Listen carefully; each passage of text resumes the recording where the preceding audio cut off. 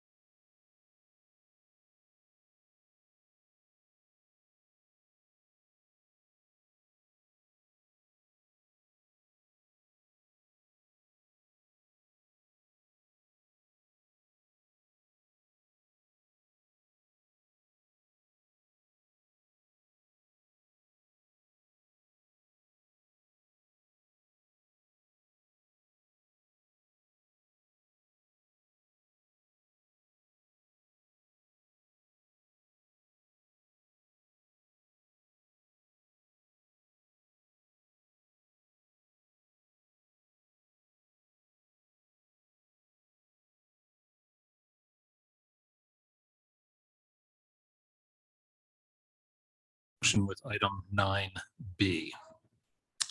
With those changes, I will entertain a motion to approve the agenda. So moved. Second. And Mr. Motion. Scarba, are we removing Oh, NJ? thank you. Yes. Also removing student matter 8B and new business 10J would be part of those. So now I will entertain a motion to approve the agenda inclusive of those additional changes. So moved. Second. Motion and a second. All those in favor say aye. Aye. Aye. Motion approved. Thank you. And we will begin our special presentations this evening with our Dreambox competition winners. Ms. Glenn, Ms. Hawley, and Dr. Kutch.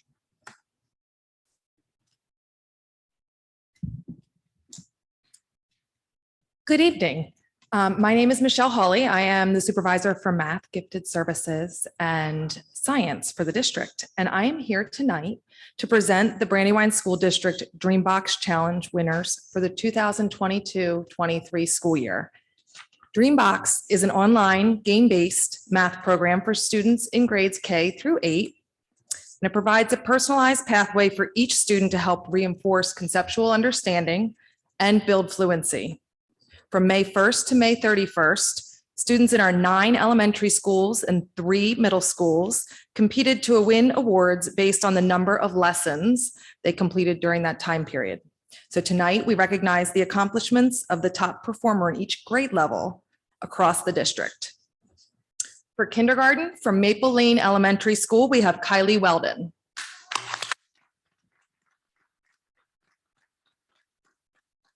First grade, from Hamby Elementary School, Danish Manukonda.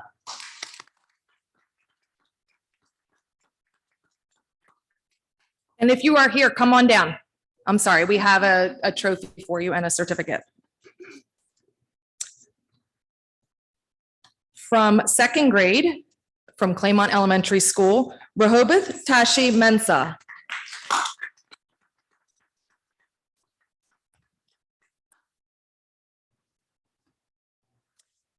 Also from Claymont Elementary School in grade 3, we have Christopher Johnson.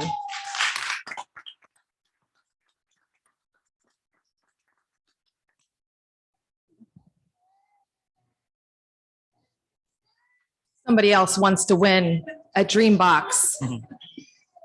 Okay, in grade 4 from Lombardi Elementary School, Monica Q.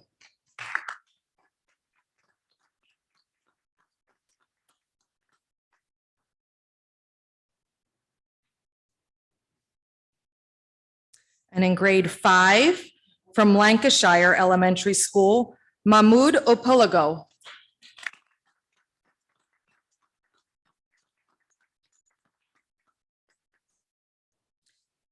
In grade 6, from Springer Middle School, Ella Fresconi.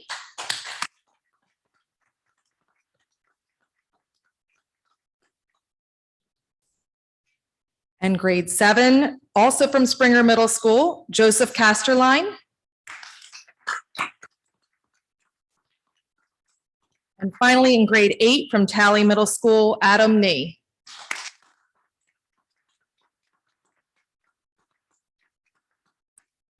And for students who weren't available tonight to be with us, we're going to go ahead and send those awards to the school for you to pick up. And we'd like to have one last round of applause for these students. They did a great job. And if I could have them move to the lobby, we're going to take a picture with all of you in the picture. Okay, thank you very much.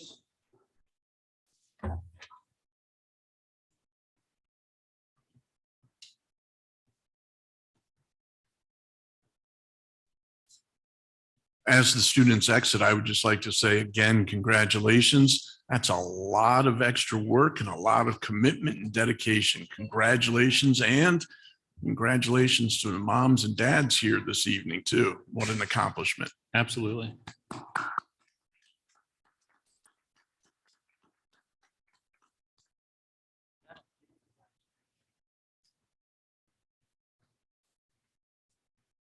While our families are exiting, I did have one additional item that should have been removed from the agenda. I guess since we've already approved the agenda, I will entertain a motion to remove student matter 8A as So- discussed in executive.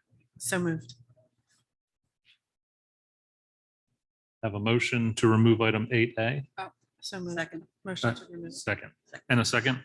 All those in favor say aye. Aye. Aye. Thank you. Now, back to our regularly scheduled programming. DTGSS evaluation implementation, Ms. McIntyre.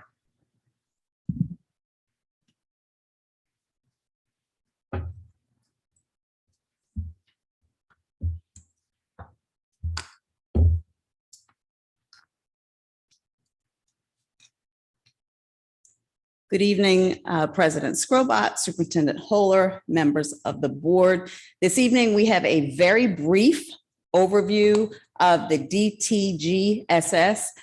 There is just a few slides that I'd like to share with you, and that stands for the Delaware Teacher Growth and Support System. It's going to be the new teacher evaluation tool that is going to be used in Delaware. It's going to be implemented fully across the state in the 23-24 school year.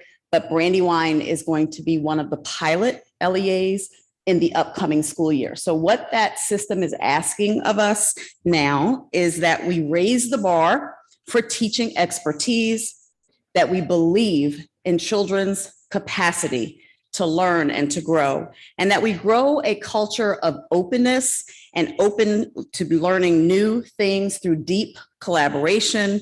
This system allows for actionable feedback from administrators to teachers and actionable feedback that they can do in real time, and a relentless focus on data and results. We also know through research, and DOE has done its share of research, that teachers in the top 20% of their performance will generate 5 to 6 more months of student learning each year compared to lower performing teachers. And the bars that you see there represent math on the top and reading on the bottom, where blue would represent teachers that are less effective. They may get students to about the 50th percentile of growth, whereas a teacher that's in that top 20% of performance will grow them an extra percentile, almost up to 70th percentile, and the 63rd percentile for reading. We also know that the impact of an effective principal on student achievement is nearly just as large as the effect of having a similarly effective teacher. And this system allows that collaboration to happen, and there's an intentional instructional focus and much more collaboration embedded that happens with teachers with this system. So just to give you a quick idea, under DPAS, which we will still have DPAS for specialists, but teachers will move it over into the DTGSS, and that has more of a learning focused system. So some of the differences are Under old DPAS, teachers would kind of focus on what they did in relation to a set of standards. With DTGSS, the focus is not only on their plans, but it also looks at the standards and how those plans and standards impact student learning. Under DPAS, which is more of a teacher-focused system, typically teachers would get 1 to 3 observations a year, depending on whether they're considered experienced or novice. Under the new DTGSS system, it's driven by more frequent and short observations to build evidence of consistent practice over time and to provide ongoing feedback to our teachers.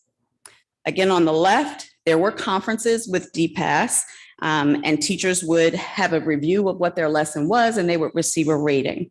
Under DTGSS, they will still have conferences and they'll reflect on instructional choices that they made, but they're going to be looking a little deeper at how those choices either helped or hinder student growth.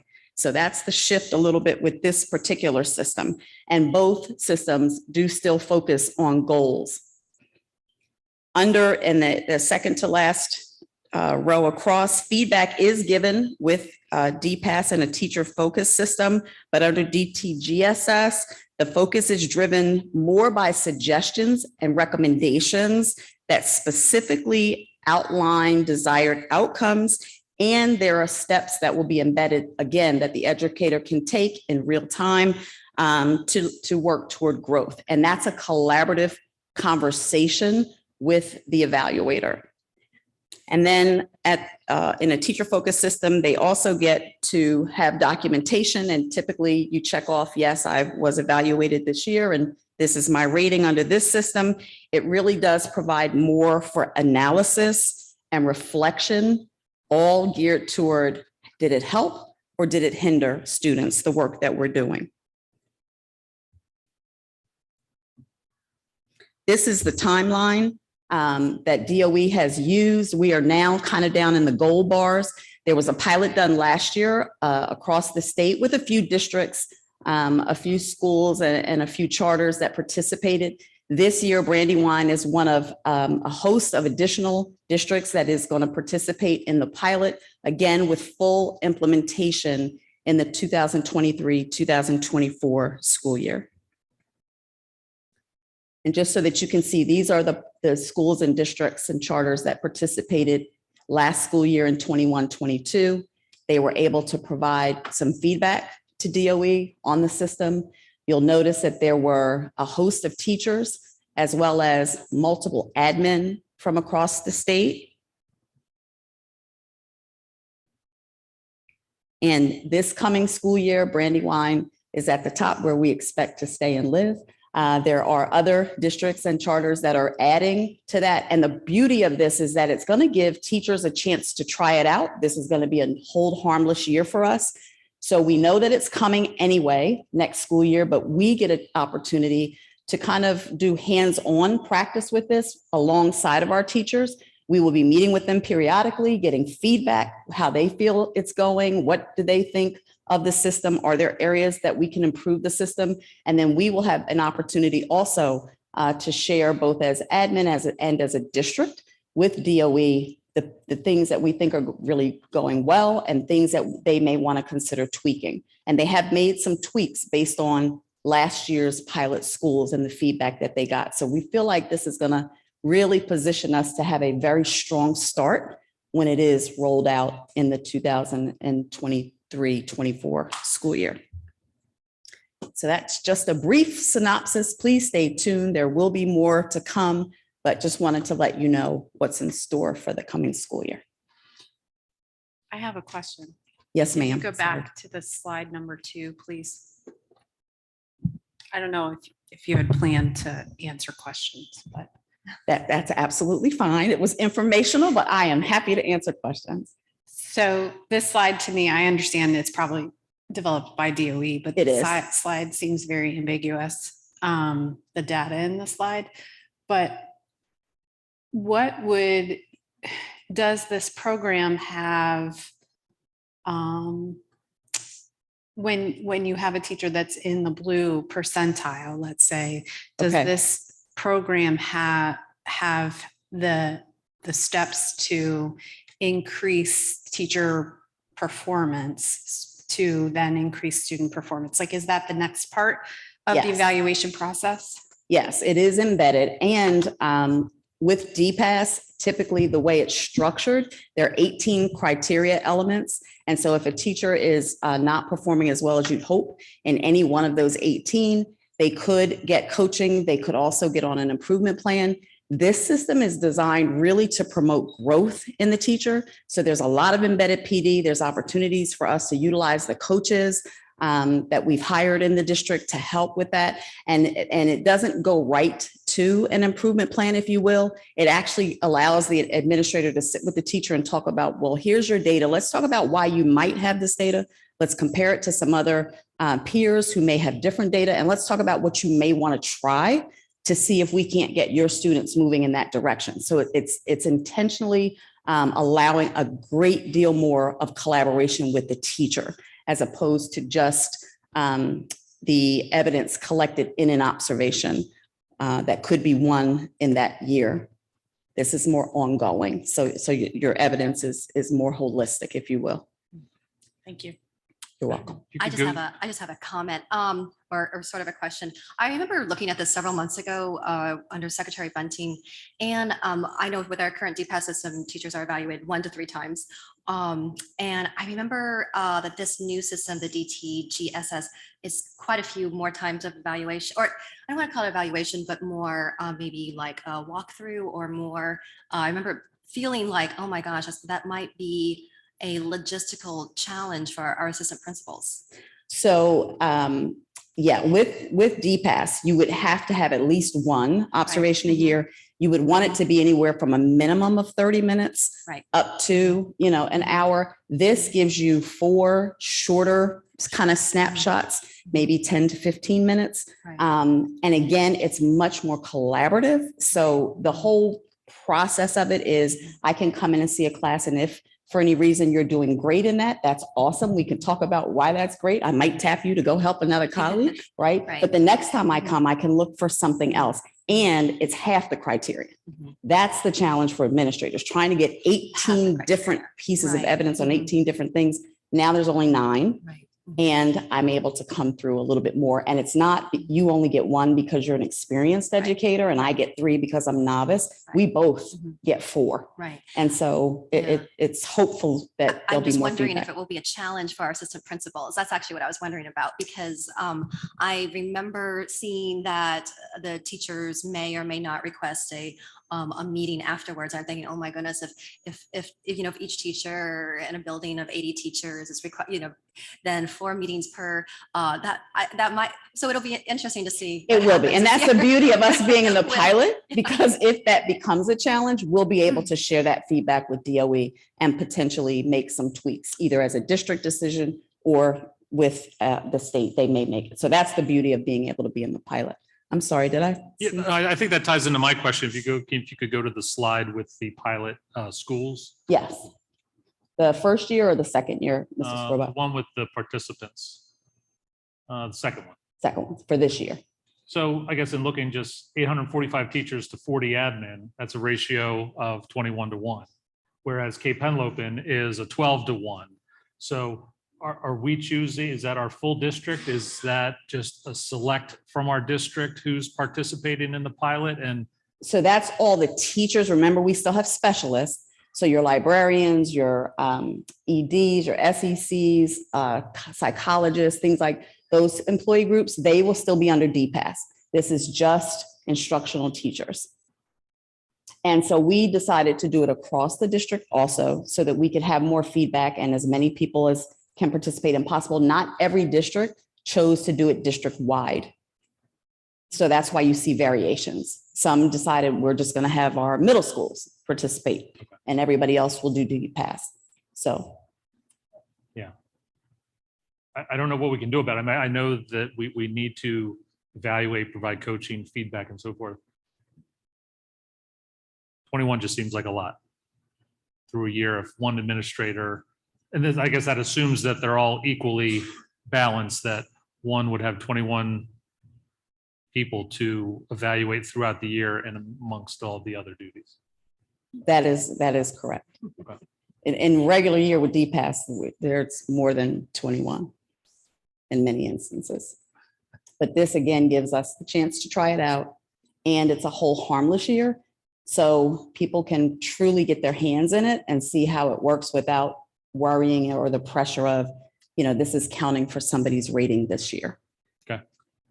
So to that point, Ms. McIntyre, when you say hold harmless, does that mean that there aren't goals for student achievement that are being set and staff being held accountable to? No, there's still going to be the goal setting process, even as we had that with DPAS for Comp 5, and principals and their teachers and APs and their staff will still sit down and set goals for student growth with the students as well as with the teachers.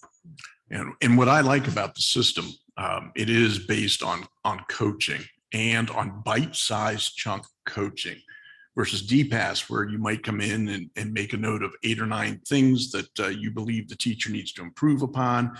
This focuses on 1 or 2 items that they come in and you coach that teacher on improvement while documenting other things, but it's truly a coaching model. And the rubric being used is a collection of best practices that the district is very familiar with. We used to adhere to learning focused solutions. Dr. Marzano's basically collection of time-tested best instructional strategies. You'll see that in this document. And it also embraces a lot of what we've done with positive behavior support. That's been in our district for years, and some of the best practices around PBS and teaching expectations and classroom protocols and procedures, so that discipline creates that positive learning environment. So a lot of best practices that we're very familiar with in the district are now going to be incorporated right into that evaluation system. Yes. Any additional questions? Thank you, Ms. McIntyre. Thank you. Lead us into Superintendent's report, Mr. Holler.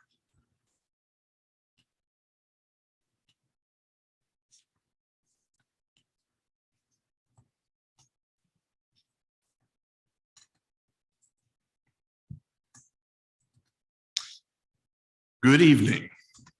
If there's one thing we know to be true in the Brandywine School District, it's that the summer months do not slow us down. I have a lot of great news and updates to share from this busy summer season. To begin, we are thrilled that summer programming is now underway throughout the district. We have an array of summer school offerings, from our special education programming to our summer academies, not to mention our summer bridge program and plenty of other courses and offerings tailored to our students. Of course, I have to thank everyone who makes these programs happen, from the teachers to the coordinators, the organizers, our nutrition and transportation staff, and many more. This is an incredible team effort to ensure students who need continued studies throughout the summer have those programs in place. In addition to our summer programming, we're also thrilled that our summer camps have returned this summer. This year, we have both STEM and fine arts camps that were offered throughout the month of July. Each camp is a one-week experience for students with topics such as theater, ceramics, STEM, and aeronautics. So far, our campers and their families have had nothing but high praise for the camp offerings. As you can see from the photos on the screen, the students are having a blast in these programs. Special thanks to Dr. Judd Wagner, Dr. Don Pisano for their leadership in getting these camps back up and running in BSD. I'd be remiss not to remind our families that we do have summer reading guides for both our elementary and secondary students. Those guides can be found right on the homepage of our district website under the headline Summer Reading. We'll also make sure to share the link in our board recap that we send out to all families following this meeting. Another reminder that our summer meals program will continue to run through August 4th. This includes free lunches at our sit-down locations throughout the district, as well as the Brandywine food bus. which is following a schedule to visit many of our communities. All of the summer meals information is right on the homepage of the district website. Want to share a special thank you to our dedicated school nutrition team members who have done an excellent job coordinating and managing our summer meals program. We also want to let our families know that you may be hearing from us in the coming weeks regarding school meals for the upcoming school year. Many of the federal waivers that have been in place for the past 2 years have expired through the USDA and Congress. This means that some families will once again need to apply for our free and reduced meals program. Many of these details are still being finalized, but we'll communicate directly with our families via email as soon as we have more information and instructions to share. Our students aren't the only ones keeping busy this summer. Our facilities department has been hard at work on projects throughout our district buildings. These projects include a new gym floor at Forwood Elementary, new hallway lights throughout Harlan Elementary, roof work at Concord, brick and roof work at PS DuPont Middle School, and floor work and repairs throughout our schools. And this is just to name a few of the projects that are currently underway. To draw attention to our facilities team members, as well as their leaders, John Reed, Lisa Rockford, and Dave McNulty, excuse me. Within our district, we have always held fiscal stewardship as a core philosophy. With that in mind, whenever possible, we're always driving to try to ensure our own team members complete as much work as possible without having to outsource. Not only is there tremendous cost savings using this approach, but it's also evident how much pride our team members take in their work throughout our school buildings. I want to thank John, Lisa, and Dave, and all of our facilities team members for their continued hard work throughout these summer months to ensure our buildings are ready for our students when they return in the fall. As usual, current and former BSD students continue to make headlines, and here's just a few from the past weeks. First, student journalists from WMPH 91.7 on your FM dial have been recognized nationally. That is correct, nationally. Two of the student journalists who recently won Delaware Press Awards were also submitted for national awards. Kevin Young, who represented Delaware with his radio prepared report called School Dress Code, placed second nationally. Meanwhile, Bridget Calhoun Simpson, who represented Delaware with her radio, TV interview or talk show called Great Thanksgiving Listen, placed third nationally. Congratulations to both of those students. Meanwhile, Concord High School alum Vicki Huber-Rakowski, bottom left, was recently spotlighted for her introduction into the Collegiate Track and Field Hall of Fame.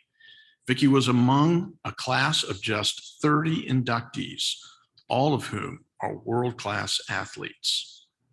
Concord High School graduate Amelia Simmons, bottom right, was also spotlighted for the impressive pro basketball career she's built after she started playing basketball as a sophomore at Concord High School. And finally, join me in congratulating current Brandywine High School swimmer Rachel Bachrath on making the NISCA All-American Top 100 swim team list this year. I have a strong suspicion that we'll be adding Rachel to that long list of BSD graduates that are regionally and nationally known for their athletic abilities and successes. Needless to say, we love seeing our current and former BSD students making headlines for the great work that they're doing. Of course, this felt like the perfect moment to give a special recognition to our student athletes who recently participated in signing day at their high schools. This special day marks when student athletes officially sign on to play sports at their respective colleges and universities. As you can see, it's an impressive array of student athletes who will be attending a host of colleges and universities this fall. We wish them and all of our recent grads the best of luck in their next adventure.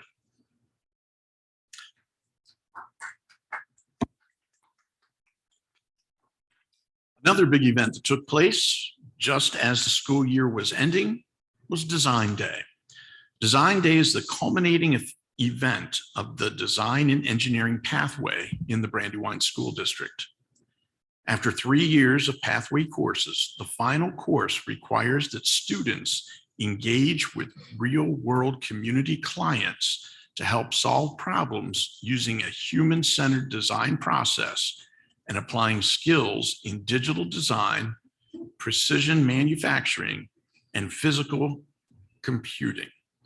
This year, in its second annual event, BSD hosted 62 presentations by 97 student engineers across 17 rooms in 6 sessions over 2 days. These presentations were evaluated by 29 different professionals in engineering and engineering education. I'd like to take a minute just to thank those individuals across the community for volunteering to help us in that effort. This is one of my personal favorite student events to participate in, and I can't say enough about how impressive our students were and their Design Day projects. Towards the end of the school year, Brandywine School District was one of just a few districts across the country to receive a special visit from the Herbie Hancock Institute of Jazz based out of UCLA. The visit was part of the peer-to-peer jazz education tour, where world-renowned jazz musicians joined some of the most gifted high school musicians from across the country. Together, they showcased both informational informances and took part in breakout sessions for peer-to-peer teaching with our students. The event provided the community for our BSD high school musicians to learn directly from some of the most talented student musicians from across the country. We put together a video highlighting the visit. Please enjoy.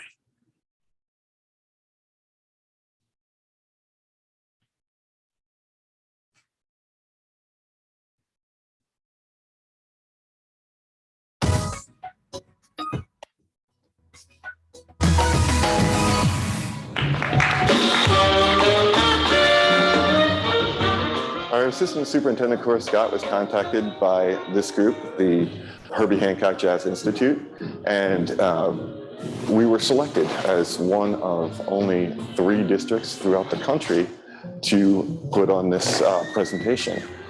It was canceled because of COVID, and it came back to us in 2022, and we're fortunate enough to be able to host them at all our 3 high schools. And now time for the trumpet solo. The Herbie Hancock Institute is a world-class jazz education and outreach organization. We do jazz education and outreach all over the world. And my favorite component is this, our national peer-to-peer jazz education program, where we take 5 of the best high school jazz students, put them together with a major artist or 2. In this case, it's Lisa Henry and Bobby Watson. And we tour the country playing in high schools, teaching kids not only that there's more to music than just rock and roll and hip hop, but there's also jazz, and they need to check that out. This was a great opportunity for so many students, not just the music students, but for so many students at Mount Pleasant and in Brandywine School District to be exposed to jazz music performed at such a high level, especially by people who are their own age. Oh my gosh, what an incredibly powerful performance. They were just absolutely spectacular. And, you know, for me as the choir director, I, of course, really loved when I got to see one of my students go on stage and sort of lead things. It was really just wonderful. And he was very pumped after it. So everyone seemed to really enjoy it, and then looked forward to our clinic that we had. 1, 2, 3. Besides doing our concerts for the whole student body, we also do jazz workshops for the high school jazz band and also for the high school choir. In the jazz band, while our guest artist Bobby Watson is giving a clinic, our students are sitting side by side, their like instrument Delaware counterparts, teaching and learning from each other peer to peer. The clinic itself with Bobby Watson was great. We focused on a lot of the stuff focused on in jazz band, but it's nice for them to hear it from a professional jazz musician to know like, hey, this is real. This language is what we talk about in articulation and being more than the notes and rhythm, and they're hearing it from a professional. And I think it really had an impact. It got them playing better than they're already great, but playing even more solid. By far the coolest thing has been seeing Bobby Watson work with the group and enjoy what they're doing. You know, I think that mutual respect between him and the kids is such a cool opportunity for them. It's nice to see him appreciate the work that they've done. It's nice to see them get better because of it and see someone who really knows what they're doing, enjoying what they're putting out. Every day, I got the blue, I got the blue, I got the blue. You got some different kids here, and they're pretty awesome. The way that they articulate their lives, these are the young people that I think we've all been waiting for. Every day, every day, every day, every day. And I had found out you all came back into the classroom a little bit later than some of the other school districts across the country. I'm from Kansas City, so we've been in for a while. And so to find out that they're doing all of this on this level, and they just came back in from being on Zoom.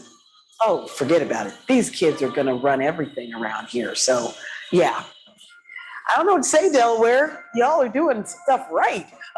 You're doing stuff very right.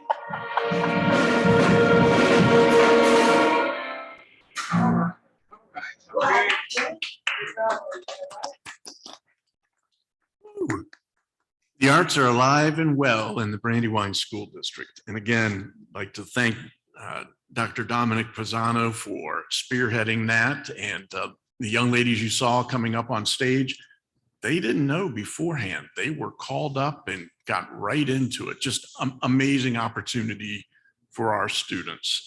Thank you, Dr. Pisano. Next, I want to spotlight a special program held each year with our students in the Spanish Immersion program.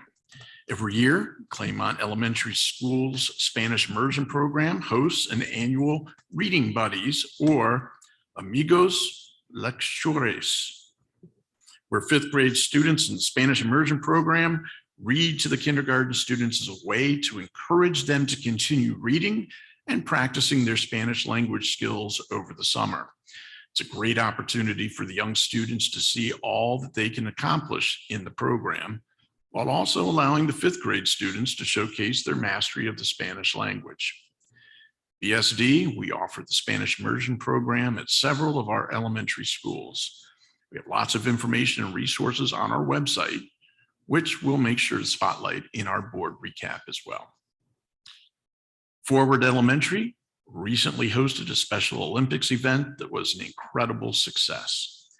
Special Olympics athletes, alongside with their unified partners, held a unified sports experience where everyone came together to play sports and build camaraderie. These events teach all the students how they can come together as one. The Wilmington Police Department was also there to congratulate and support our athletes. We have another video to share showcasing this incredibly heartwarming event. Enjoy.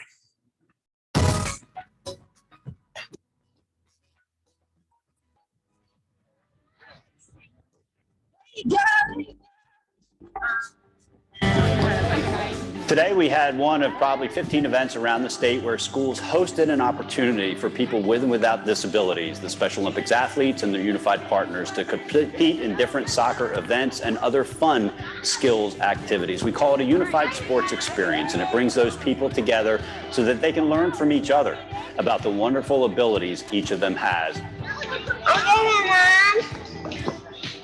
People are still coming out of COVID, and one of the requirements to come to a Special Olympics event is to have a physical completed. And as a lot of people know, any parent knows, you can't call a doctor today and get a physical tomorrow. It takes several weeks to do that. So a lot of our schools did like Forward, and they decided to hold an event at their school. And that way that physical is not required. And it's been a tremendous success. This is just a great opportunity going through Special Olympics for our students. We have a lot of students that need to generalize skills in socialization, communication, sharing, and just kind of engaging in sporting events. They don't have a lot of opportunities to do that. So with Special Olympics coming to our building and having these events available for us, I was able to collaborate with our special ed team here at Forward that have been fantastic. And we were able to get a big turnout today for our event.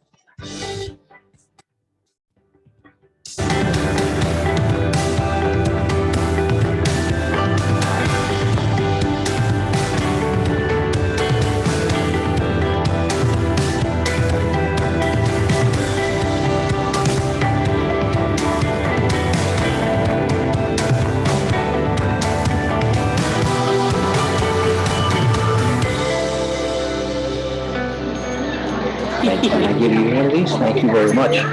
Our closing ceremony, all of the students, whether they were an athlete, a unified partner, got to have a participation medal, and that was given by 2 police officers from Wilmington. Law enforcement around the state of Delaware has been a huge supporter of Special Olympics for more than 36 years, raising $9.5 million. But what people don't realize is what your students and your families and your teachers saw today is the interaction between those officers, whether it's a chief of police or a cadet who sometimes comes to our events. And they have the opportunity to give out those medals to our athletes, and they are heroes. And the officers enjoy it, the students enjoy it. And having the dog here was just a bonus. And what a show he put on. And it was a perfect cap to just a perfect day here at Forward Elementary. And what a way to end the school year and be excited to head into the summer months.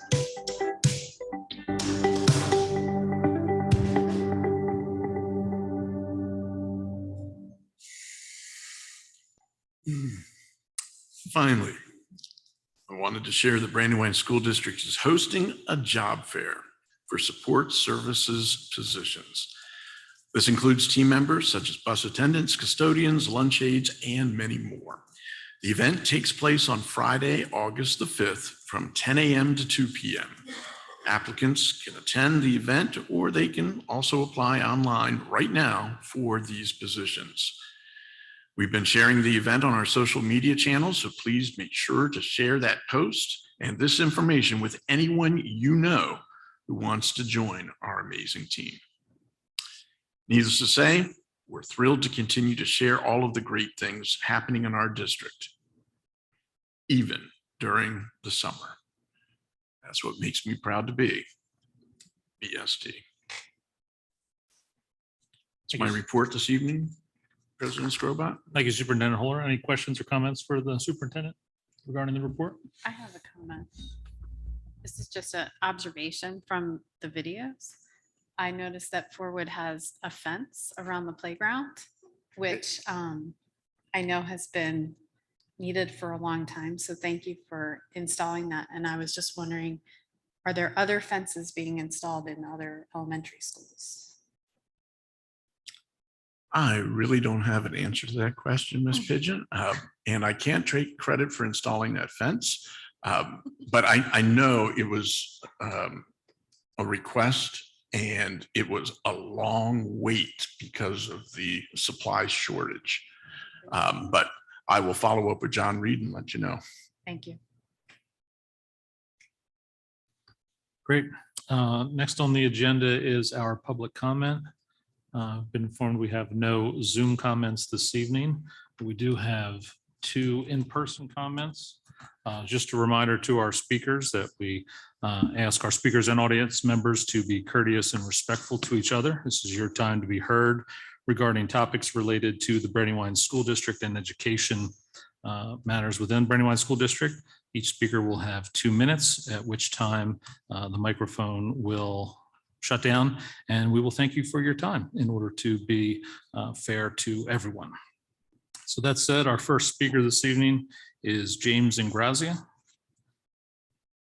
Step to the microphone right there to your right in the aisle. Thank you.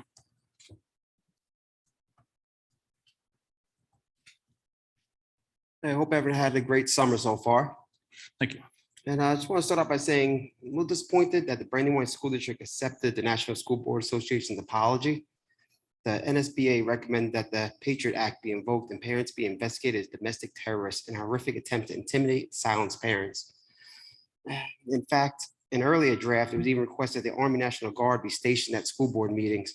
So colluding with the Department of Justice and calling American parents domestic terrorists, to me, is unforgivable. Well, those are tactics of the communist nations. And speaking of that, I hope you guys had the opportunity to check out that book that I recommended last time I spoke, Color, Communism, and Common Sense. It will really put that above what I just said into perspective. But the reason I wanted to come here and speak is that every time we're always talking about, books that aren't appropriate for kids in school and stuff like that. I want to come here with some books that actually are American, inspirational, educational books. And for example, one is What Grandma Did. That book is actually about a World War II woman. There was a whole thing called WASP, and it was a bunch of women that actually flew fighter pilots in World War II. Another one is there's two guys named the Hodge twins, More Than Spots and Stripes. It shows about character building. There's Hooray for Liberty, Charlie Brown, a great economist, Thomas Sowell. You have Alexander Hamilton. It's from a series called Heroes of Liberty. I have another book here, one of my daughter's favorites. It's about a guy named Robert Smalls. If you don't know of him, you should look him up. He's an amazing guy from the Civil War, became a naval captain. Another book from Douglas MacArthur. And this book here is called Why America Matters. It was written by Dr. Benjamin Carson. Dr. Benjamin Carson was raised by a single mother who could not read or write. And he ended up being a world-renowned neurosurgeon through hard work, perseverance. One of my favorites. A couple others, a book called Our Flag, just old facts about the American flag. Mr. Grez, I think you were at time. Were you dropping these books off or you just recommend? I just wanted to recommend, and then if the school would like, maybe try to get something together so people can get money together and donate them. All right, if you just wanted to email me a list of the titles, that'd be great. Sure. Thank you. Do we have time for the next one or you run? Okay. Next speaker, James Hamby.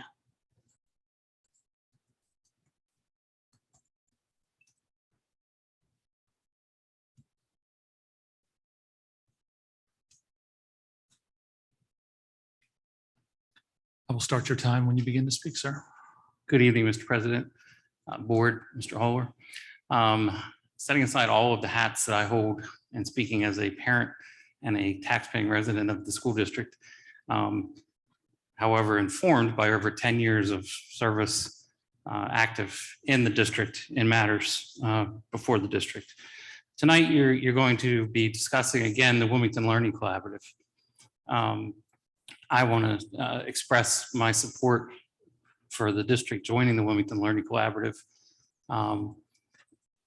In my time, I have seen a number of projects that we spent a lot of taxpayer money on, and we've killed a lot of trees over, and we've done nothing. We need to do something. If we find that it's not effective, we can tweak it, we can change it, we can withdraw from it. But it's past time that we do something about education in the city of Wilmington across the whole city.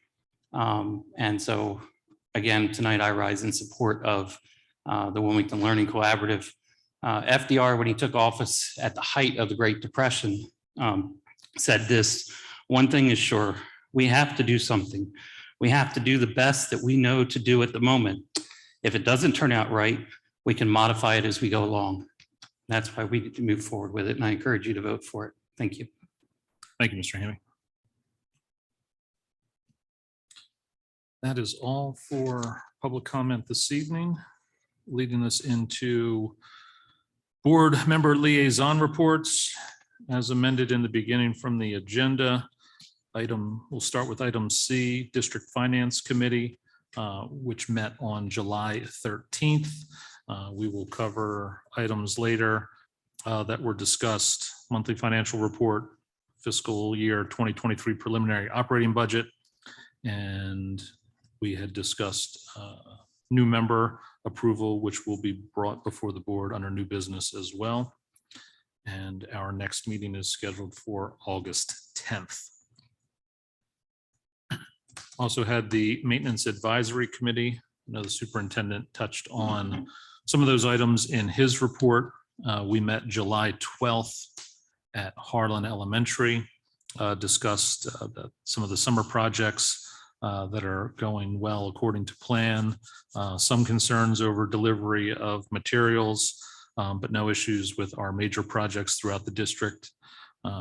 We did receive some additional good news from the fiscal year 2023 bond bill, where the district will receive an additional $1.12 million in minor cap money, and $10 million has been set aside for the new Bush School. That's $10 million in addition to the 25 that we had already received. And an additional $10 million was set aside for statewide school safety and security projects. And we also discussed the certificate of necessity that Mr. Reed will discuss under new business as well. Our next meeting, we're going to skip August, and our next meeting is scheduled for September 13th, 5 p.m. at Carcroft Elementary. Next item, F, Health Advisory Committee, Mr. Heller. There hasn't been a meeting since the last meeting. However, we are having a reorganization meeting of sorts on August 9th. Item G, 91.7 WMPH held their meeting on Monday, July 11th. This year, WMPH Radio Seniors had June 5th, graduated the WMPH Radio Seniors. Delaware Public Media took on 2 radio journalism interns for the first time. They've had a great experience wrapping up the end of their school year. WMPH has been broadcasting 24/7 as normal throughout the period, with one brief exception last week of a brief period of silence due to audio delivered from WDDE that was damaged during a thunderstorm. Still working on the contract. Outgoing CFO Jason Hale has left us in a good position. We're waiting on a response from Delaware Public Media and hope to bring something forth in the August meeting. And our next meeting is tentatively scheduled for November, possibly sooner if we need to convene to get a recommendation from the committee regarding the new contract before it comes before the board. And then we moved Wilmington Learning Collaborative to new business, old business, I'm sorry. Any additional board member reports or comments? All right.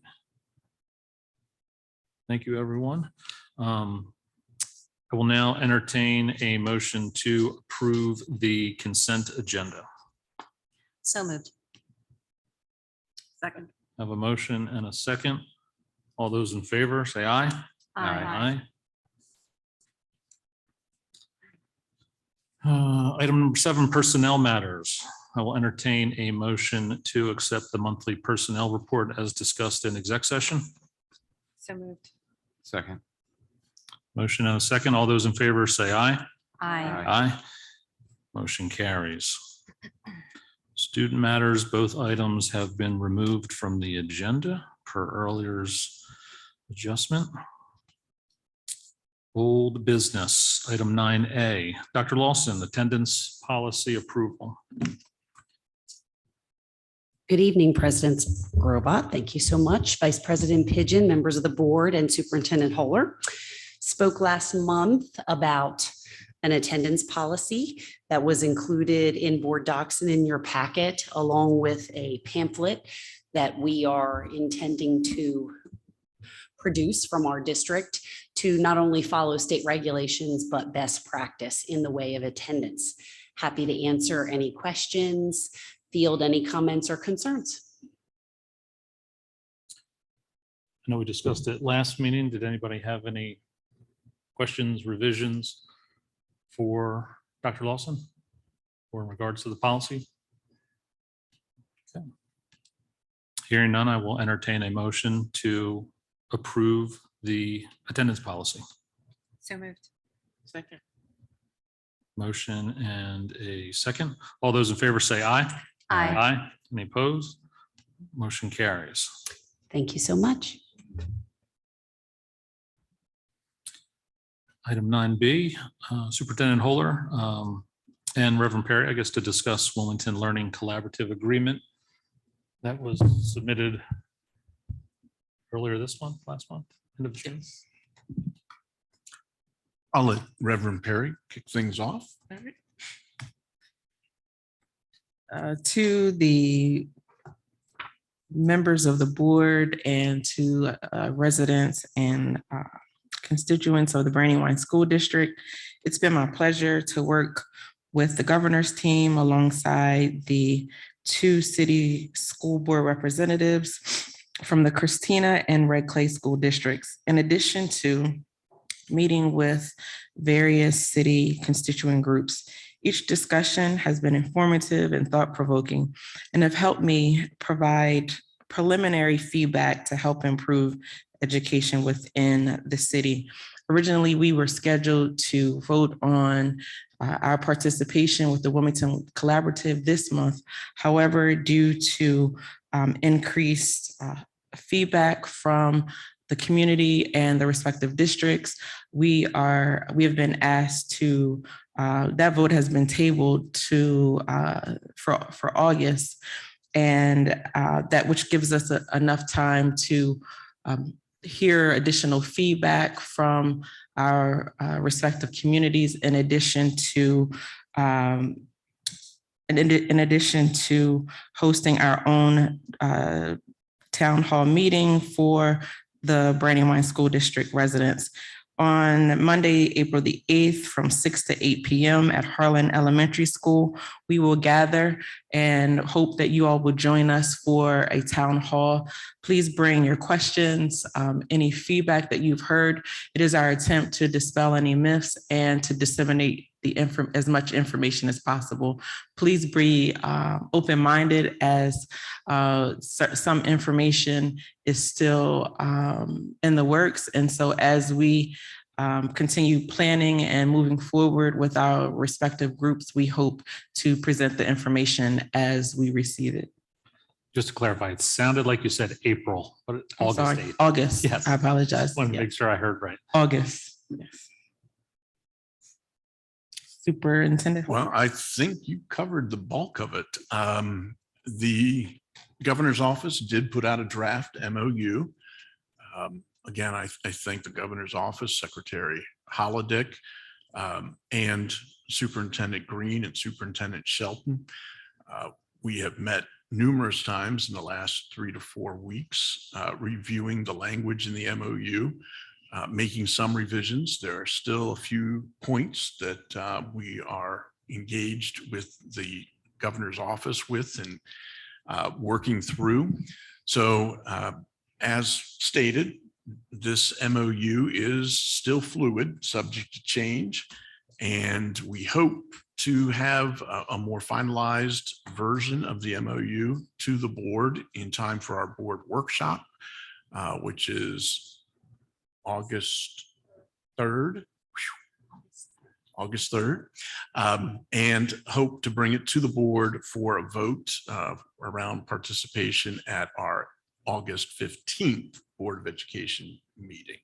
So thank you, Reverend Perry, for providing the update. And again, we look forward to seeing everybody at Harlan Elementary School Community Forum on August 8th, 6 o'clock. I'm sorry. And dinner will be served. Yes. And those date and times will be posted on our website. Yep, and we'll include them in the board report that goes out.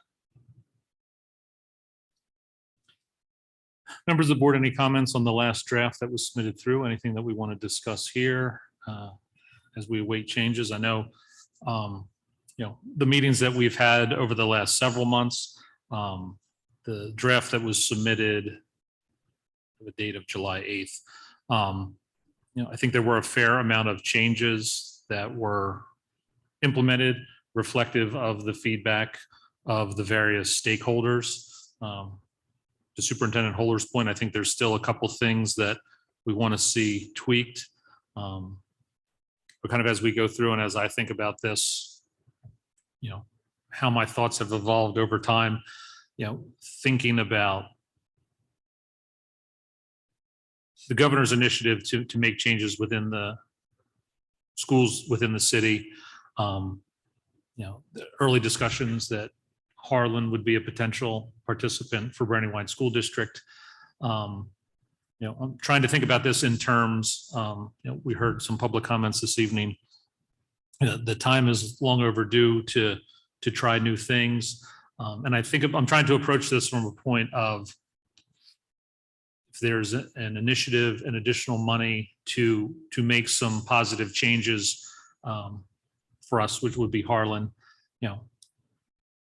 if we can make sure our questions are answered within this document, and if we choose to pursue the MOU, or if we don't, as a board, having an alternative to how we would respond to that, what our answer would be.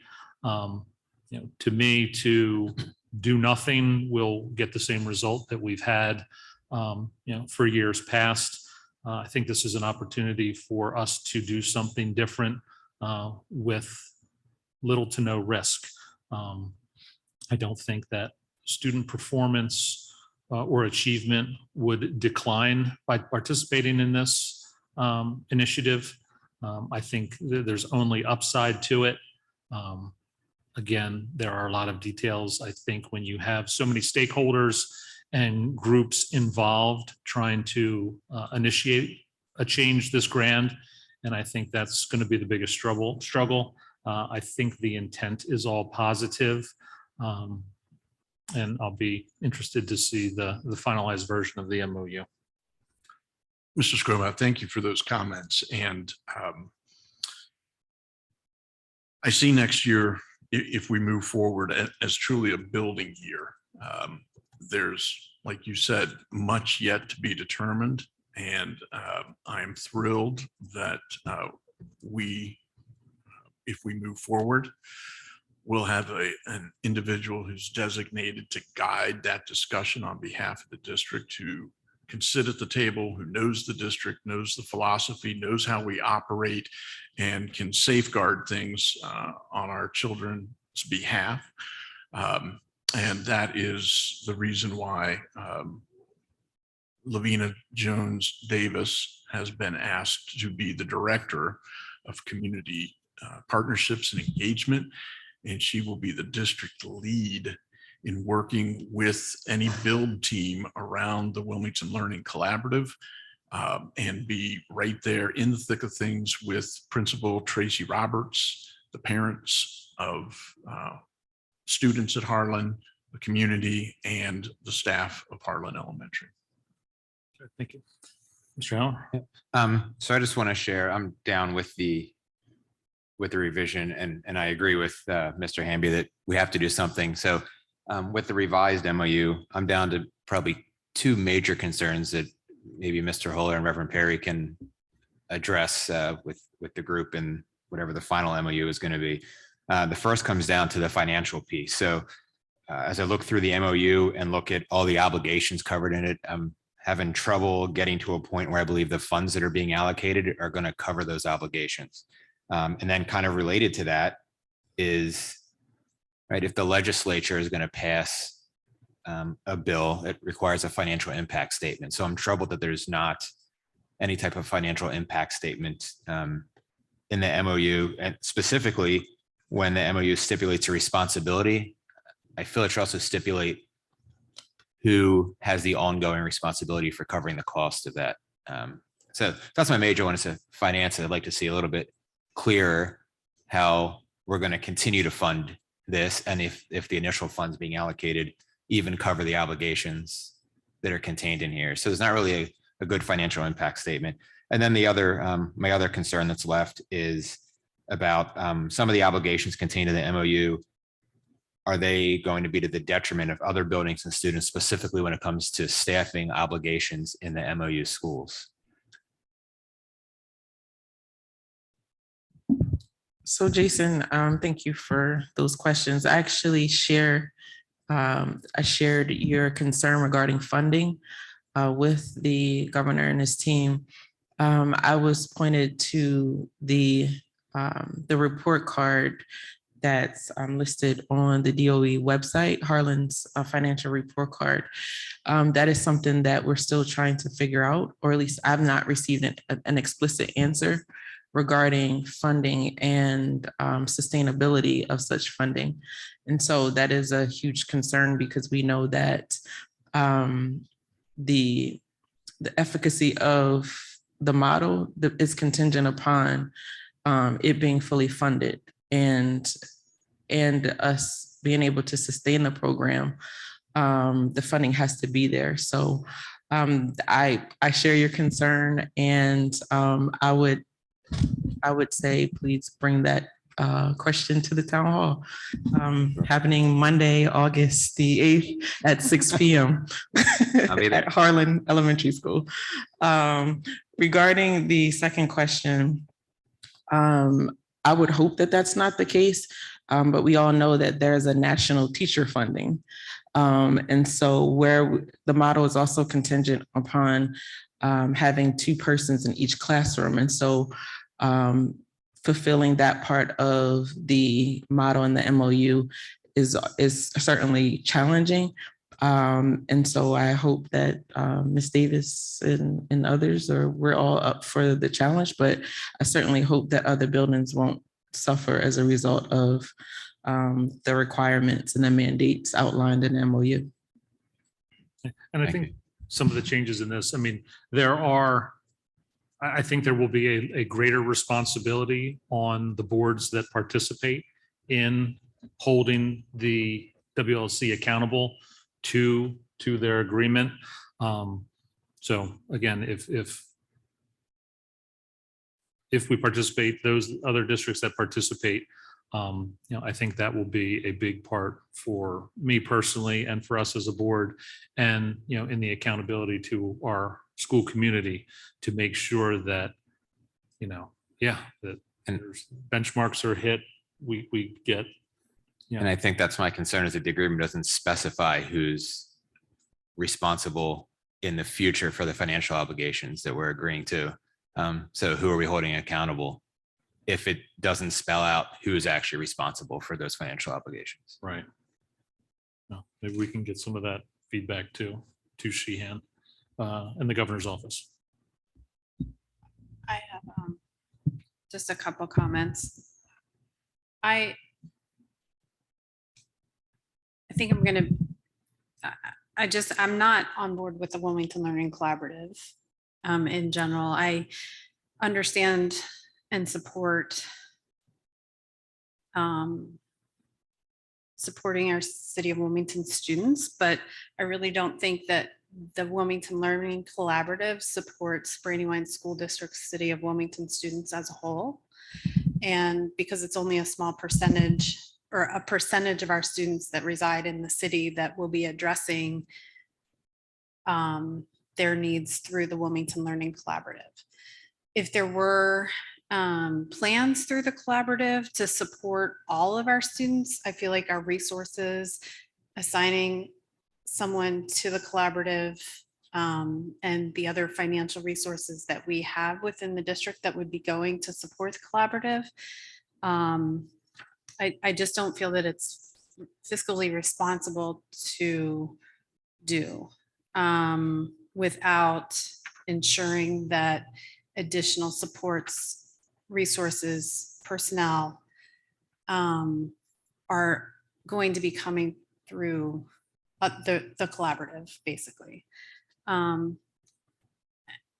through reading, the MOUs and the drafts, and I really appreciate that we have some legal advice and guidance through that draft. But one of my other additional concerns is, our liability as a district for our special education students who maybe their IEPs aren't being met through the collaborative, and then we become responsible in that way as well.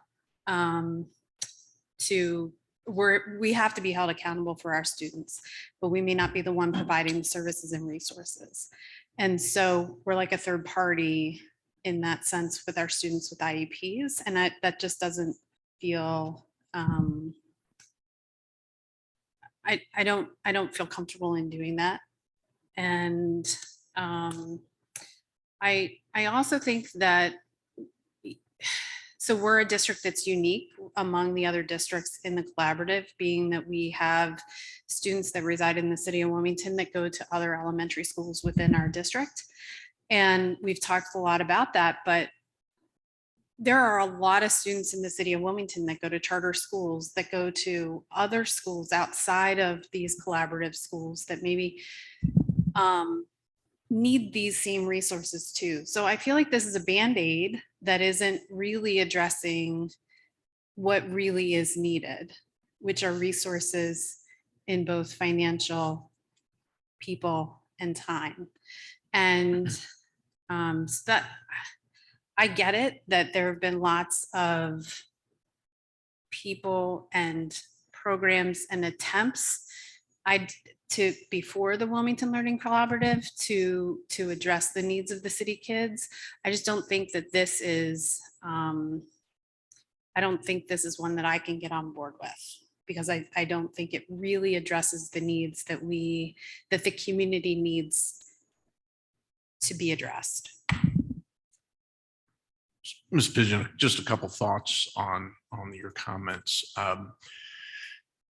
In terms of the students who reside in the city but don't go to Harlan, that was one of the pieces that we asked to be changed in the MOU. And there is a language change that says that they are going to work on providing resources for Brandywine city students whose feeder are non-city schools. So if that student's they live in the city, but their regular feeder pattern is Hamby, they are going to work on providing resources. What that looks like is yet to be determined, but it wouldn't apply to students who choice out of their normal feeder. Special education was a big concern of ours. It lies still squarely in the hands of the school district and the principal, the SECs from that building. So the collaborative won't oversee that. We will remain in full control of the students' IEPs, providing services to those students, monitoring growth, progress. That is a piece that the collaborative won't be involved in. Because again, we too shared that concern of a third party being responsible for something that we are federally accountable for. Yeah, there's still a lot to be figured out about this, and yeah, there's opportunity and there's also concerns, but we do want to make sure that all of our city students have access as we move forward. Funding, I think we all have that concern, and one of the board members really asked the governor that last time he was here. I can't remember which board member it was, but it was $7 million is not going to go a long way for those schools, and what's the game plan moving forward? And I think the response was kind of, well, yeah, we got to dip our toe in the water and move forward, and then we'll see what the General Assembly will do past that. But yeah. Yeah, well, I don't necessarily agree with Mr. Scarborough in the sense that we can do no harm by moving forward, because I think by continuing to not address the needs in a way that really I feel is going to be the most effective way is doing harm. And I don't think that this is the most effective way. I also think that the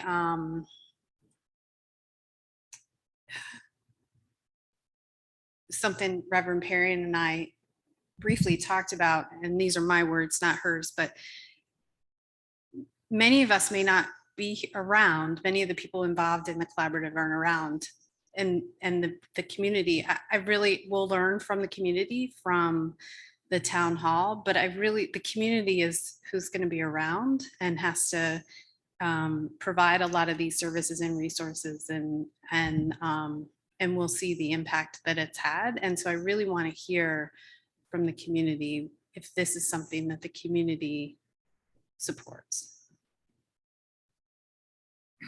And I think the members tonight, you raised fair questions regarding the financial piece and the funding of this. I guess when I talk about do no harm, I'm thinking big picture. And if this MOU is talking about smaller class sizes and additional supports, do no harm in the reading, math proficiency, the education piece. I think all along we've talked about Brandywine's uniqueness compared to Christina and Red Clay in as far as how our feeder patterns are set, and where students go to school in the city, out of the city. So I guess in very simplistic terms, we can do no harm, but I do share the concerns and the responsibility that we do need to be fiscally responsible, within our district, and making sure that we've done the best that we can to evaluate this document before we vote. So thank you. Additional comments and questions on Wilmington Learning Collaborative MOU? Reverend Perry, what was that date again? I think it was Monday, August the 8th. 6 p.m. 6 p.m. Harlan Elementary. Great. Thank you, everyone. Moving on to new business, item A. If you blinked, you would have missed it, but we had school board elections back in May of this year throughout the state. The only seat that was up in Brandywine was mine, and it was uncontested. So I will now officially be sworn in by Ms. Pigeon.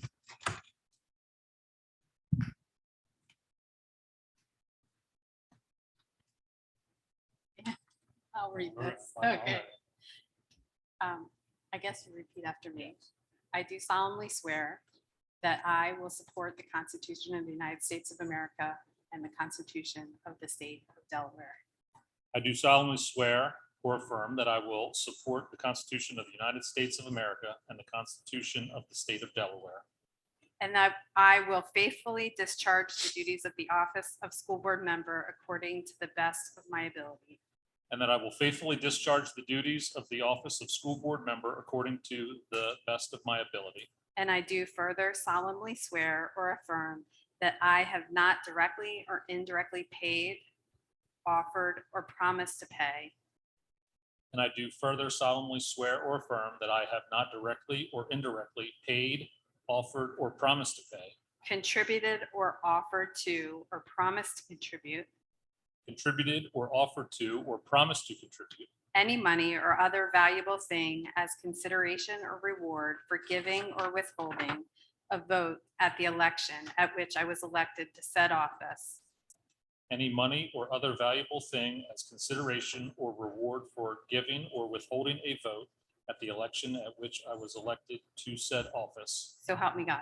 So help me God. Thank you.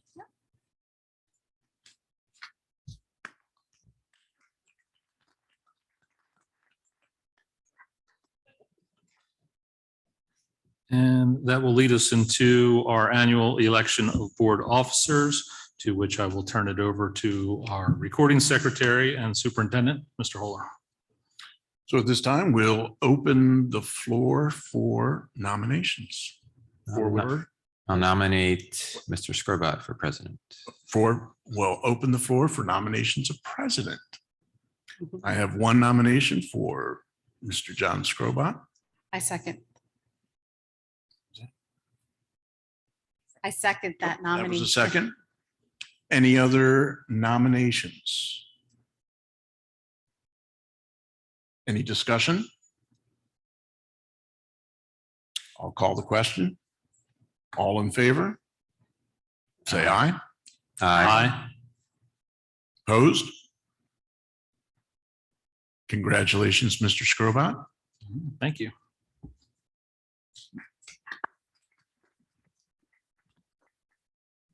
And we'll open the floor at this time for nominations for vice president. I nominate Mr. Heller. Second. Your first and second. Do I have any other nominations?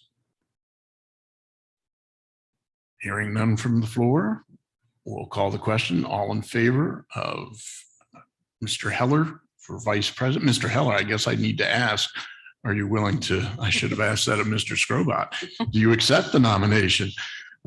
Gladly do. Thank you. Okay, all in favor, say aye. Aye. Any opposed? Congratulations, Mr. Heller, Vice President.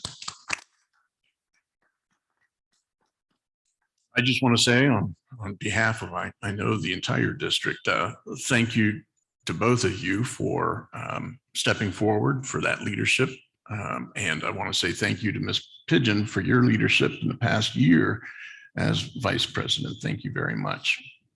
I just want to share that as well. It's been a pleasure to serve with Ms. Pigeon.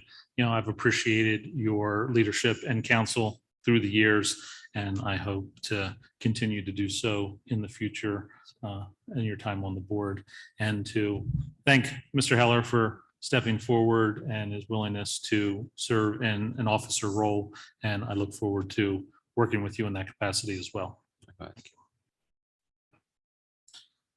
Next on the agenda, we have approval of the agreement between the Brandywine School District Board of Education and the International Union, United Automobile, Aerospace, and Agricultural Implement Workers of America, UAW, Local 1183.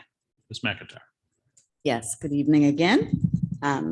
The contract between the Brandywine School District Board of Education and the International Union, United Automobile, Aerospace, and Agricultural Implement Workers of America, UAW 1183, expired on June 30th of this school year, 2022. The parties did come to a tentative agreement on all language and salary provisions of the contract in late June of 2022. And I would like to acknowledge members of both teams, both negotiating teams. For the Brandywine School District, myself and our counsel, Michael Stafford, served as chief co-negotiators. We also had on our team Mr. Robert Clark, Supervisor of Transportation, Mr. Leon Roberts-Kale, Specialist at Transportation Department, Ms. Brenda Harrell, Supervisor of Special Programs, and Elizabeth Maddie, now the former nurse at site and school health coordinator.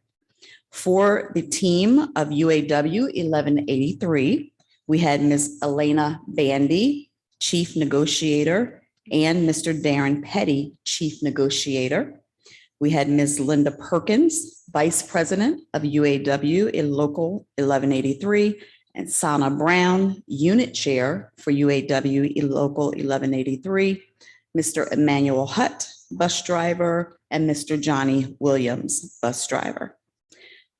The members of UAW Local 1183 voted to ratify the tentative agreement in June of 2022. And the items of tentative agreement between the parties are now before the board for approval.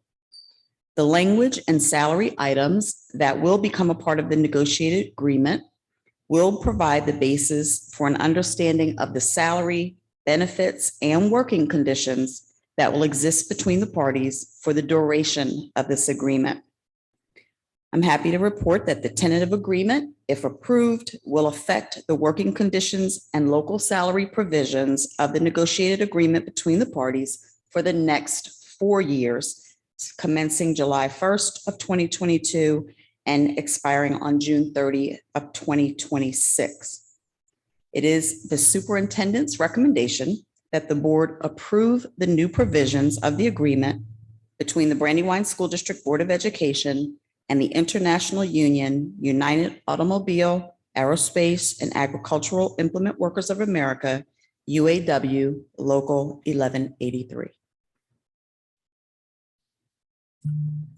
I will entertain a motion to accept the superintendent and administrative recommendation to approve the agreement between the Brandywine School District Board of Education and the International Union United Automobile, Aerospace, and Agricultural Implement Workers of America, UAW Local 1183. Right. Second. A motion and a second. All those in favor say aye. Aye. Abstain. Roll call, Ms. Harris? Yes. Yes. Abstain. Yes. Yes. Abstain.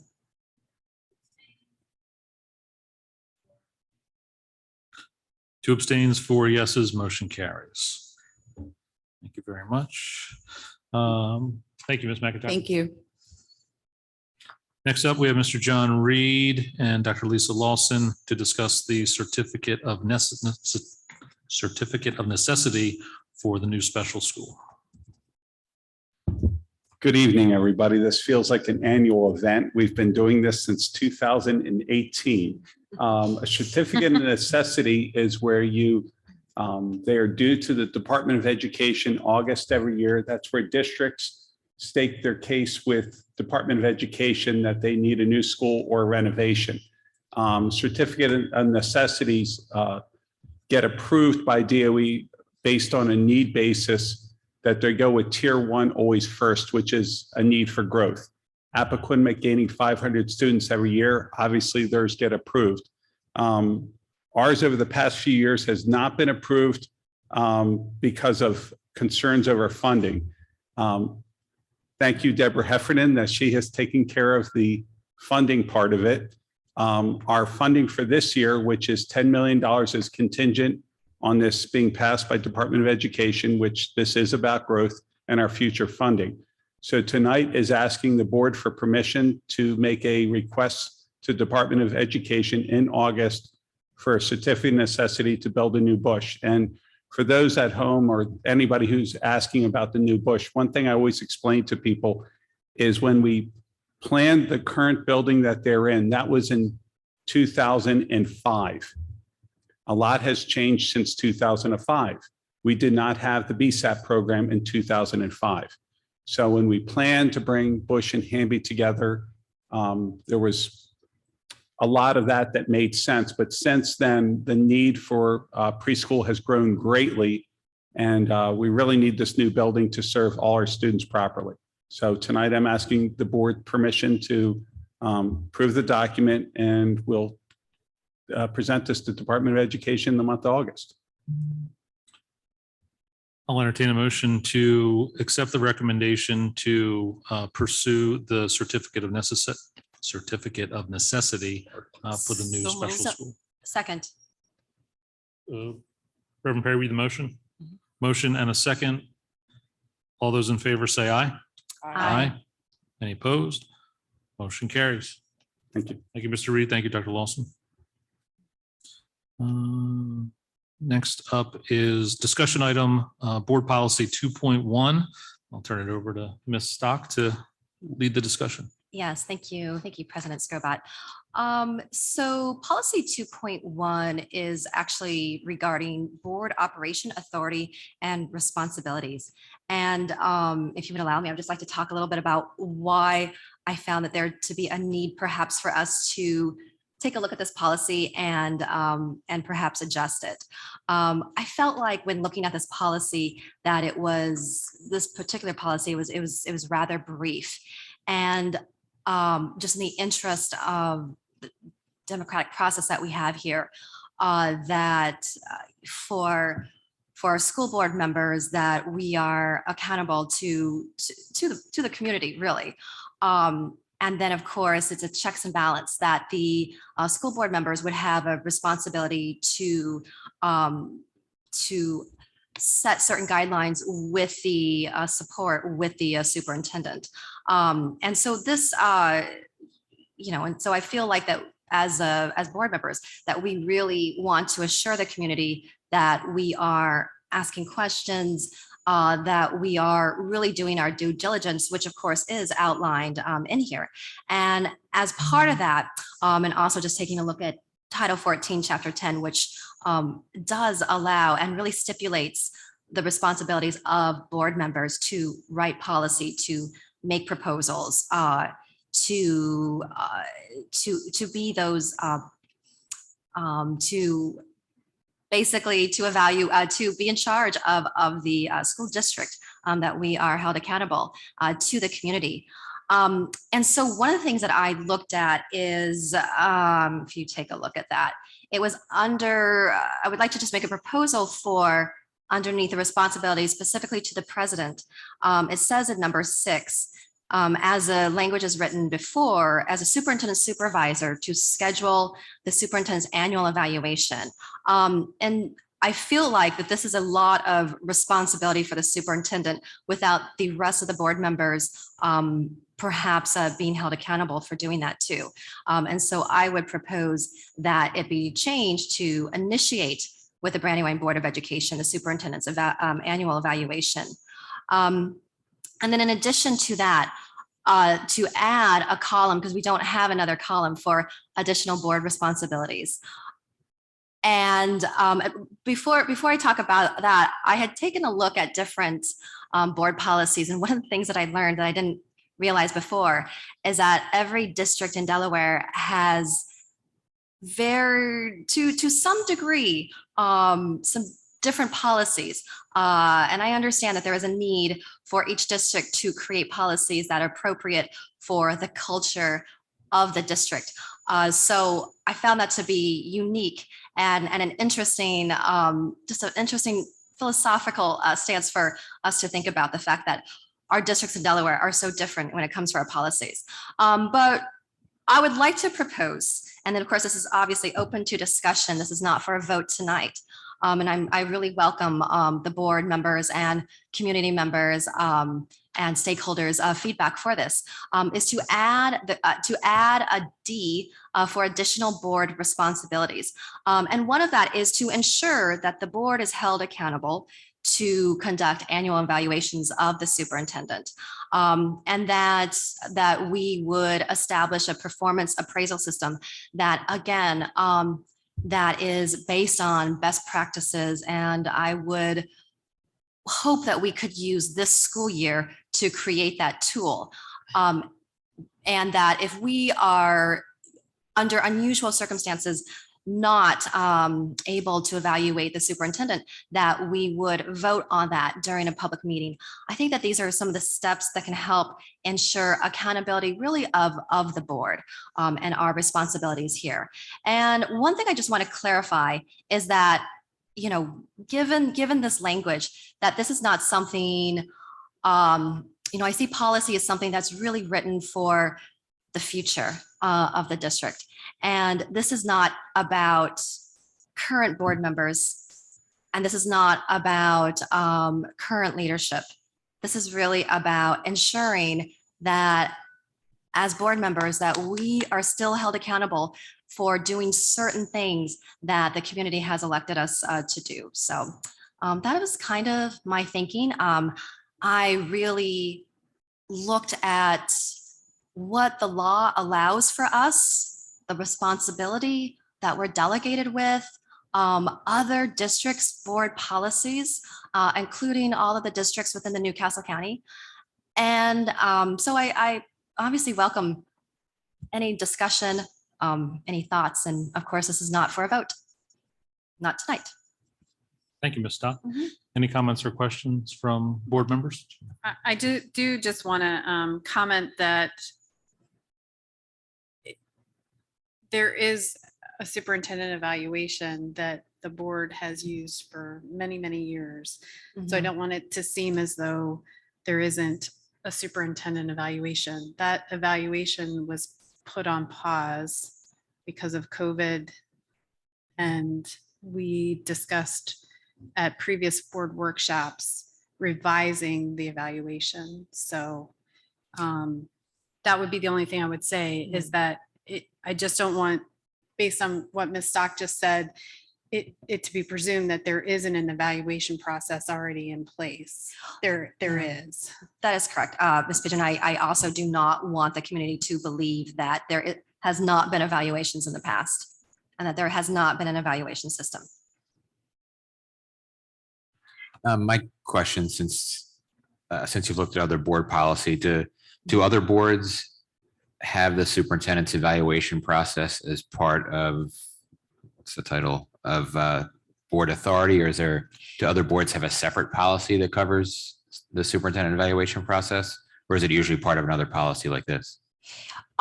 So different boards have done different things. Christina outlines, I think what I would call it kind of a board responsibility to supervise. And within that board responsibility to supervise, specifically the superintendent, and different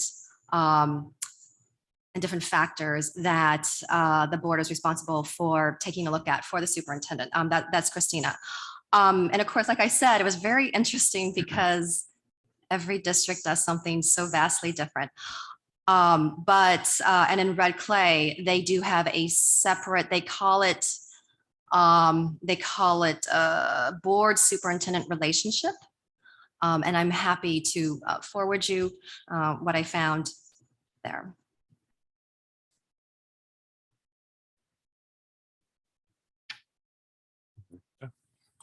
Yeah, I guess just some background as it relates to number 6. So the way, I guess, prior superintendents, the president would distribute to the board members the evaluation that was in place at that time. Board members would fill that out, return it to the vice president or president. Typically, the vice president would kind of correlate all that information, talk with the president, and then the president would sit down one-on-one and actually deliver the annual review to the superintendent. So yeah, maybe we could tighten up some of the language in 6. I guess as far as initiating with the board, yeah, you're under president's responsibilities. I have another question. Yeah, absolutely. And I definitely believe that there definitely should be some more thought and consideration with my proposal, of course. And as I've been doing a little bit more research on what is it that, how do boards evaluate? I again, it was also very curious that some states do have their own superintendent's evaluation. And as well, that there are some guidelines of some best practices that I think that since we are a district that really prides ourselves on best practices, that would be something that we would continue to, of course, do and something that's so important as evaluating our leadership and being held accountable for doing what it is that the community is wanting us to do. I guess I have another comment, and I will say that I hadn't had an opportunity to find this. I looked, but we revised this policy not that long ago, and I was trying to find the previous policy. And if that could be shared, I don't recall where it would be or how, other than maybe a paper binder that I may have on a shelf at home. Ms. McIntyre, would the previous policy versions be in HR files or? Tia has it. Oh, Tia, okay. Yeah, so if you could share previous. Because what I will say is I recall us as a board being specifically asked to minimize our policies. Simplify. And yeah, simplify. Thanks. And I think that And then my other thought behind that, and I think I shared this with you in an email, Ms. Stock, is that I think that we would want to make sure that it's attorney reviewed. Yes, definitely. If I can receive that information on how to go about doing that, I would love to do that. Yeah. And again, and that's why I did want to make the point that districts are so various, 4 different Delaware school districts, and that we need to continue to create policy. This document is living. It is, it's changeable, as it should be changeable. It's our responsibility as board members to continually look at this policy, see it in action, not see it in action, and to see, are we continuing to meet the needs of the community, specifically our students? And again, I think that's part of the discussion, that what is appropriate for our particular school district and for the future, because of course we can't realistically, and I would ask the community to understand this, that we cannot realistically come up with a tool today, that this is something that we would ask the community for time this school year to come up with a tool that reflects best practices. Ms. Stock, I think we might be able to. So we have a draft district success plan that we used at our administrative retreat. It's a combination of the ESSER plan, continuous improvement plan, our district success plan. There's one more. There's 4 plans that it's a combination of. But it contains a list of goals and then strategies that are to be implemented towards that goal. There's going to be explicit data targets. There's going to be explicit programs and initiatives that have to be implemented and monitored. So I think the board can tie some things directly to the superintendent's evaluation that align with that district success plan. And again, that's part of our board retreat on August 3rd. Wednesday.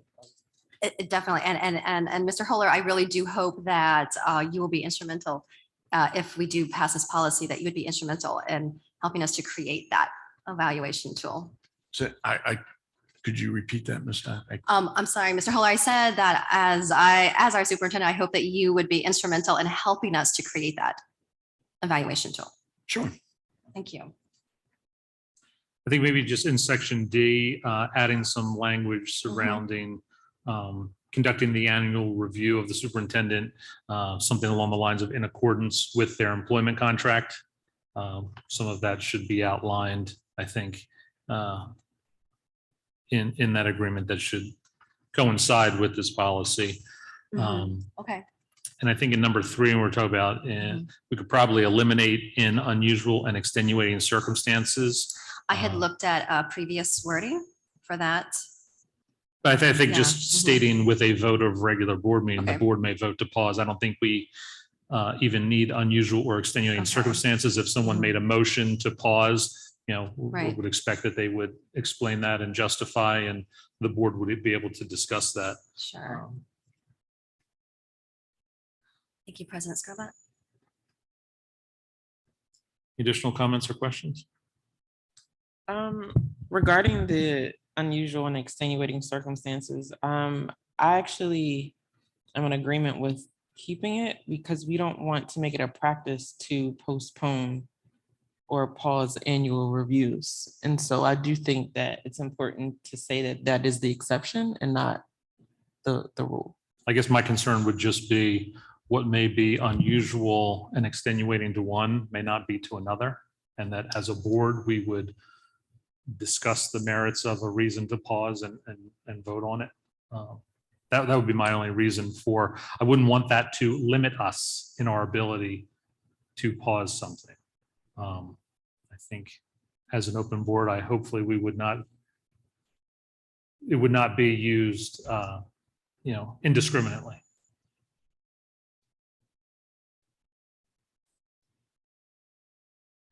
Any additional comments or questions? No, I mean, just thinking about unusual and extenuating circumstances, I wonder if we can take cue from legislators who paused teacher evaluations in the 2020-2021 school year and then amended teacher evaluations for the 2021-2022 school year. That's not every teacher was officially evaluated. But of course, that had to be something that the public was aware of, that was going to be done in the state of Delaware. I'm not sure I followed that. Just meaning and keeping and again, this is part of the discussion, and keeping the phrasing for unusual and extenuating circumstances, that it may be obvious to us what is unusual and extenuating, given especially the fact that in the past 2 years that there's either been, a pause or a change in evaluating teachers. And so with the pandemic, that was obviously an unusual and extenuating circumstance. However, we wouldn't want to say that running out of time would be an unusual or extenuating. I mean, it would be obvious that running out of time is not an excuse to not fulfill our duty as board members. Perhaps the dealing with the pandemic might be reason for us to say, hey, this is an unusual and extenuating circumstance. Can we vote on this? I guess I'm just thinking in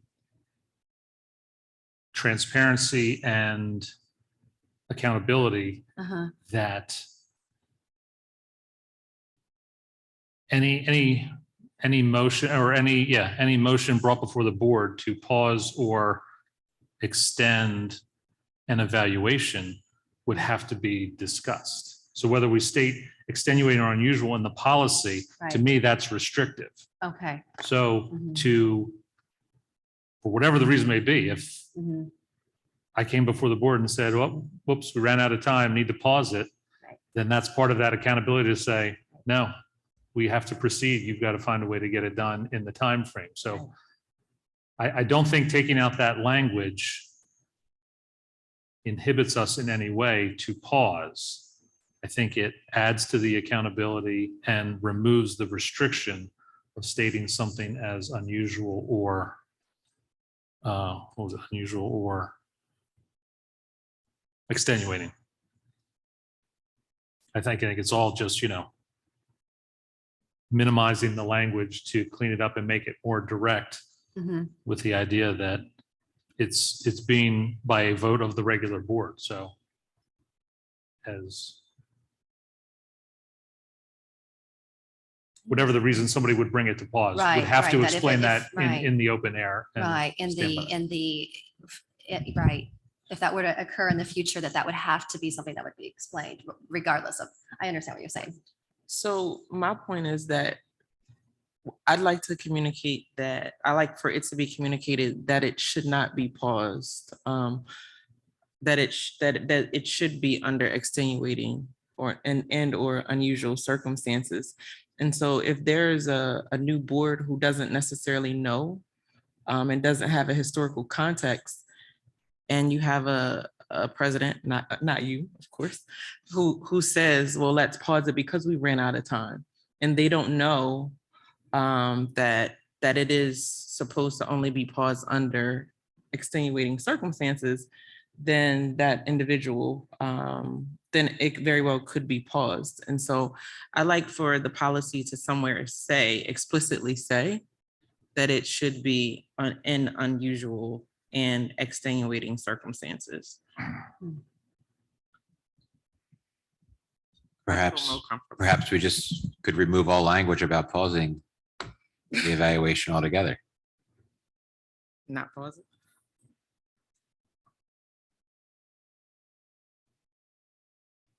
Because whether it's in there or not, I mean, at any board meeting, someone could make a motion to pause the evaluation, whether it's in policy or not. A motion can be brought before the board to take an action.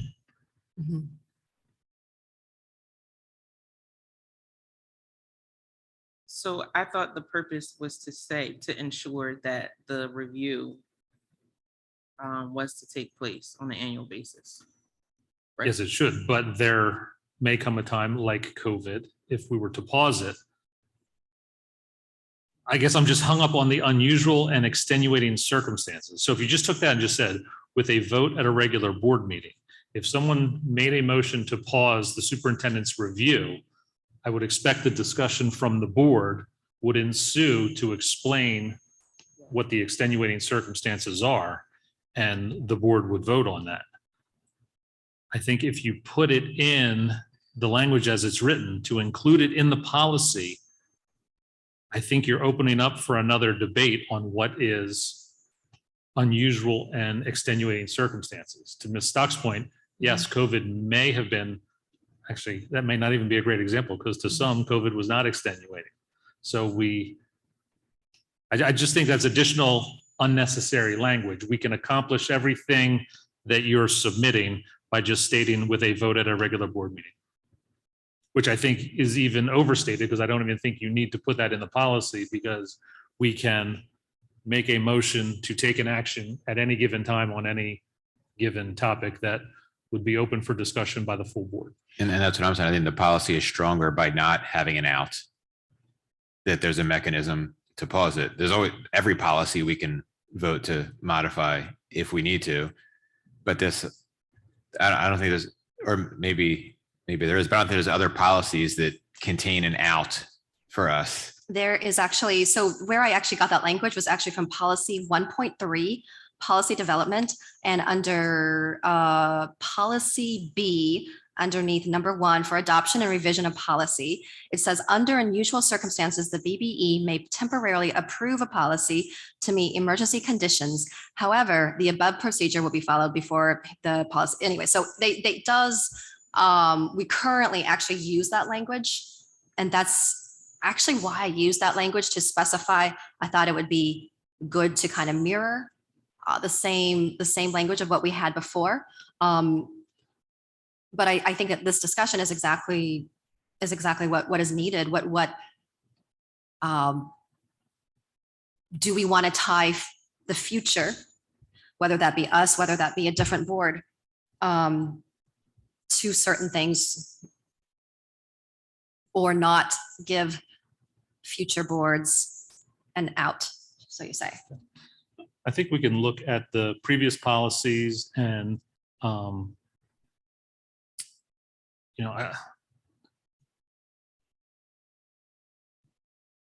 don't think that we're going to redraft it here this evening. Right, of course, definitely. So we'll look at the other policy, and maybe we can discuss it further at the workshop as well, prior to the August presentation for formal action. Right, and one thing I forgot to mention is highlighted underneath C, which is references. The addition of the references to 1049, and again, I would, as just as part of the discussion, on the 1049A2 stipulates that boards need to determine educational policies, and then 1049A9 stipulates that we appoint personnel. And so that is why I actually added that in there as just for reference for what we should be doing as a board. You're talking about item D3? I am actually talking about, if you look at it's actually just underneath the references for section C. It was my interpretation of Title 14, section 10.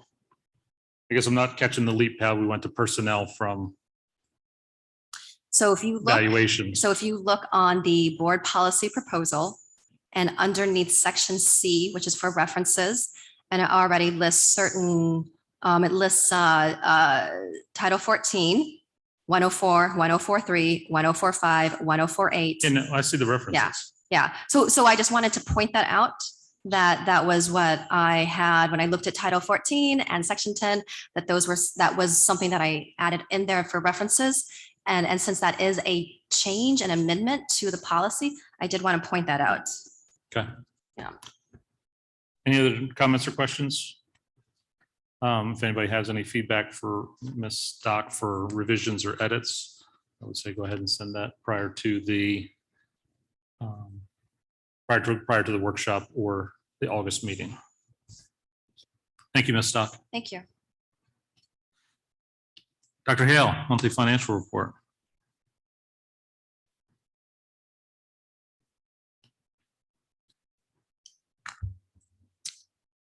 Good evening. I'm just going to take a moment here and project my screen.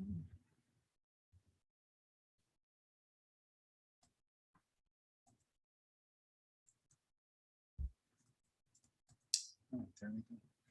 Good evening, members of the board. Appreciate you having me here this evening. And this is my my final board meeting as the CFO, or I guess really as the outgoing CFO for Brandywine. So I'd like to first say thank you to all the board for all of your support throughout the years, and wish you the best of luck. And I'll certainly be around to help out and assist as we go through the transition. So again, thank you very much. I appreciate it. I'm going to save all my farewells for after your report.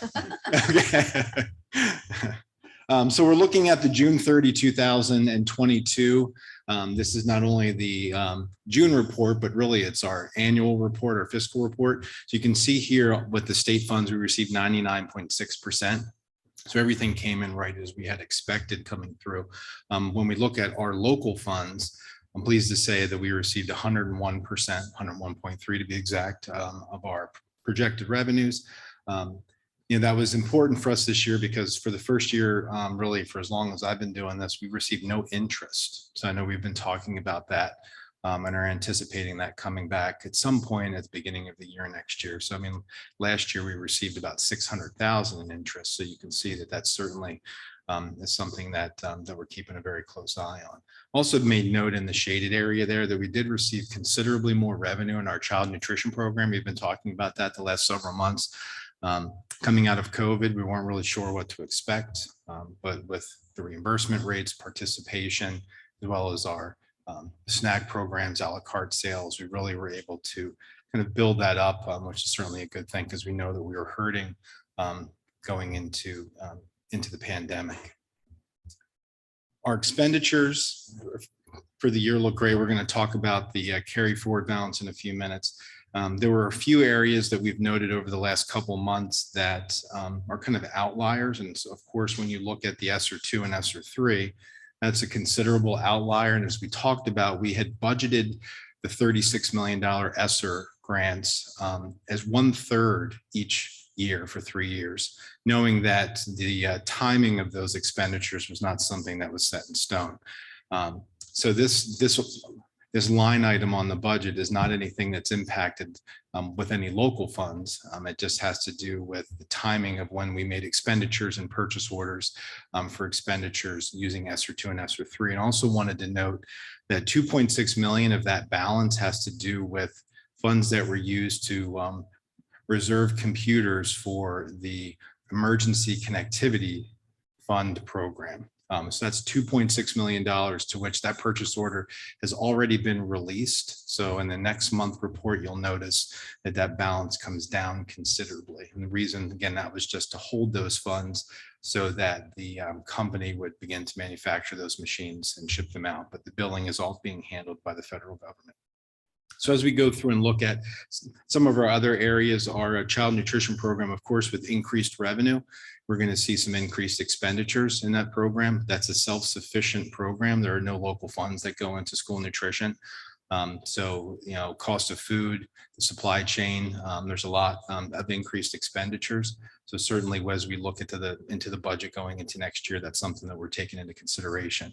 But it's also very important to note with the child nutrition program that the waiver program, the federal waiver program is basically out of existence now. We're going back to meal benefit forms. So we have not seen that in 2 years. So that's something that we're all paying very close attention to and making sure that the communications are going out to the families to get those forms filled out quickly. Also, our district transportation, we did receive additional funding. Again, there was a lot of increases with fuel costs, as well as some of our foster and homeless transportation. So the increase in expenditure there, again, had more to do with increased services, and the program is funded 90-10 by the state. So with increased funding that we receive from the state, again, we're also going to see increased expenditures. The number that we're looking at that we always kind of focus in on is our local Division 3 salaries. You can see that we're 101.43% with our state salaries at about 99.14. So we had been kind of trending a little bit over budget with that Division 3 salary. Interestingly, we did come within tenths of a percentage point in total with our projection. So $140 million was a good projection in total. So I'm pleased to see that distribution sometimes can shift a little bit depending on the sources of funding. But in all of the expenditures look to come through very well. And as we'll go through the cash flow statement here in a minute, our projections really kind of fell exactly where we thought they were going to. These last two reports have to do with our prior year expenditure, and you can see here that the encumbrance column is zero for a majority of those. And that's something that when we get into July, we're going to see that report kind of regenerate itself, because all of the funding available that was remaining on June 30th now becomes a prior year. So that's why this report is in existence, is so that we can show any expenditures that are taking place from those prior year expenditures. I'm sorry, prior year appropriations. And then also our ESSER report. You can see here that included in the shaded area would be that $2.6 million. So it does appear as if that line is over budget, but when that purchase order is released, it will in fact go back to positive. So that's something that we'll see as we move forward looking into the July report. But again, we are going through the process of going through all the reporting requirements for this and see whether adjustments need to be made moving forward. Our annual cash flow. So you can see here that on June 30th, we have hit a number of 10.86 million. So I know that we were hoping it was going to be somewhere right around 11 million. We had projected in the final budget that it was going to be 10.7.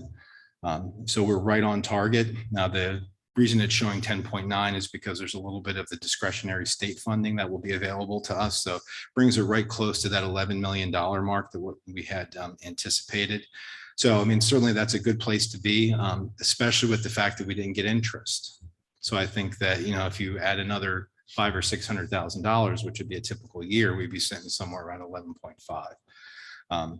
So I'm very pleased to see this number come in at the 11 or at the 10.9. And that sets us up well for kind of where our projections are for moving forward into FY23. So I'd be happy to answer questions. Where does the additional 10 million for the early childhood center We'll show? see that in the preliminary budget in a moment. Okay. This was reviewed by, this was reviewed by the District Finance Committee and was recommended for approval. Entertain a motion to accept the monthly financial report for June 30th, 2022, subject audit. So moved. Second. Motion and second. All in favor, say aye. Aye. Aye. Motion carries.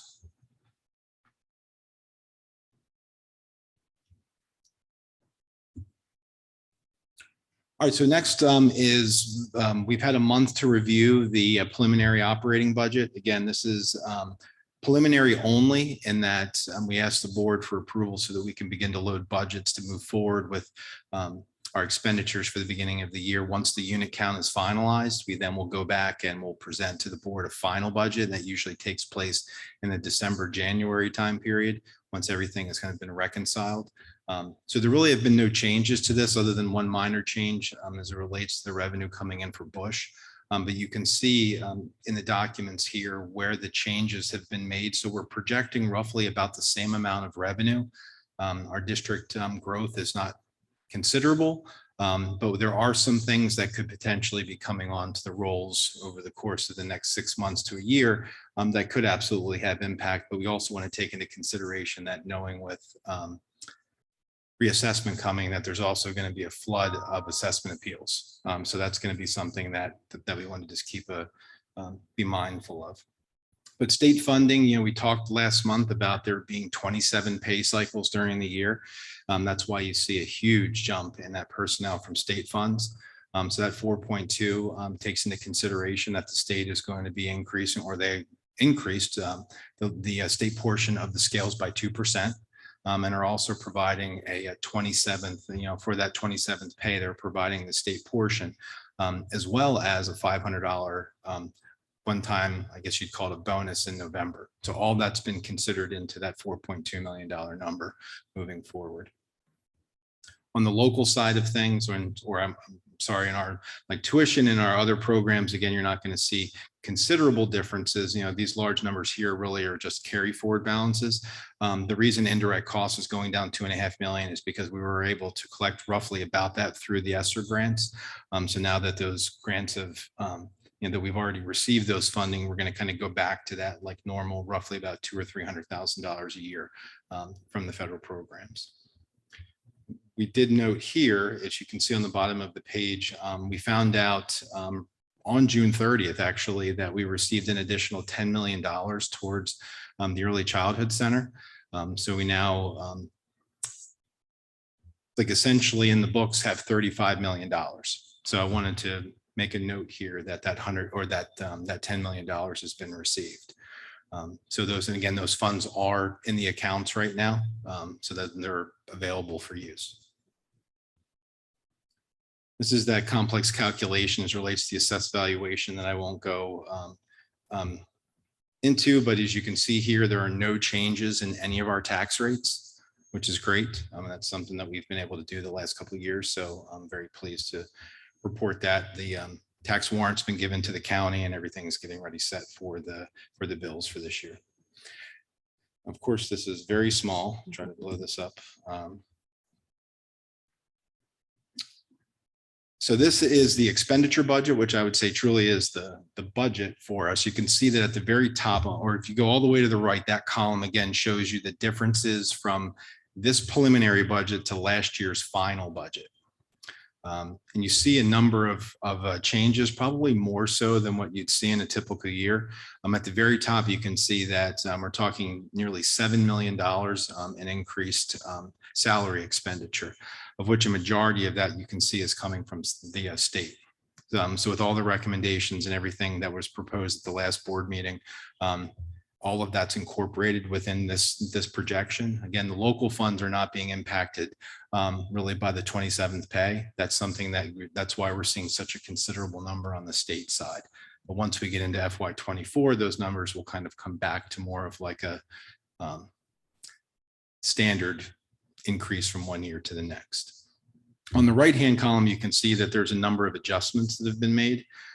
Some of the larger ones that I'd like to note, you see that there's a technology refresh over the last several years. We've had $750,000 budgeted for that. But with our ESSER 2 and ESSER 3, we've been fortunate to be able to purchase a lot of technology. Again, that's something that we need to be very conscious of because ESSER 2 and ESSER 3 are not always going to be there. So we want to make sure that that we're keeping in mind, but at the same time, to have a budgeted item that we know we're not going to really spend. So I reduced that by $450,000, but kept the line because there still could certainly be some expenditures that would be related to our technology initiatives. You can also see that under the business office and finance, it's a reduction of nearly $1.4 million, and that has to do with substitute costs. That expenditure is housed within the business office finance. And that again is something that's also been handled through the ESSER funds over the course of the last several years. And it's in the budget in the ESSER budgets to continue for this year and next. So I made that reduction. And again, that's another one that when ESSER 2 and ESSER 3 are no longer there, that's something that we're going to have to take into consideration and consider moving forward. But other than that, some slight reductions in debt service and a couple other areas to kind of tweak the number. I mean, the key that we're looking at here is that the projection for June 30 of 23 is 9.3 million. So we ended the year this year with 10.8, and we're projecting next year at a 9.3. So certainly, if interest comes back, that number could potentially be a little bit higher than that, but I think that that's a pretty good number. Until we really know what the final units are going to be, because we've seen some growth, some unit growth, but with unit growth also comes local expenditure. So that's something that we have to keep a very, very close eye on. So I'm feeling good about that 9.3 number. What you see in these other pages are really just kind of a blown up version of each of the columns that you saw before. So those numbers all kind of come into agreement. You can see the 9.3 million there is equal to the local discretionary line. And then each of the categories here, you can see all of these line up again exactly with that larger budget page that really is too small. So we like to have this here so everybody can see it in a larger format. And then finally, this last page, which I really like, is a summary of all of the revenues and expenditures for each of those categories, and then compares them to last year's budget. Again, you can see that key number that we had projected last year at 10.7, we're now projecting for next year to be, or for this year to be 9.3.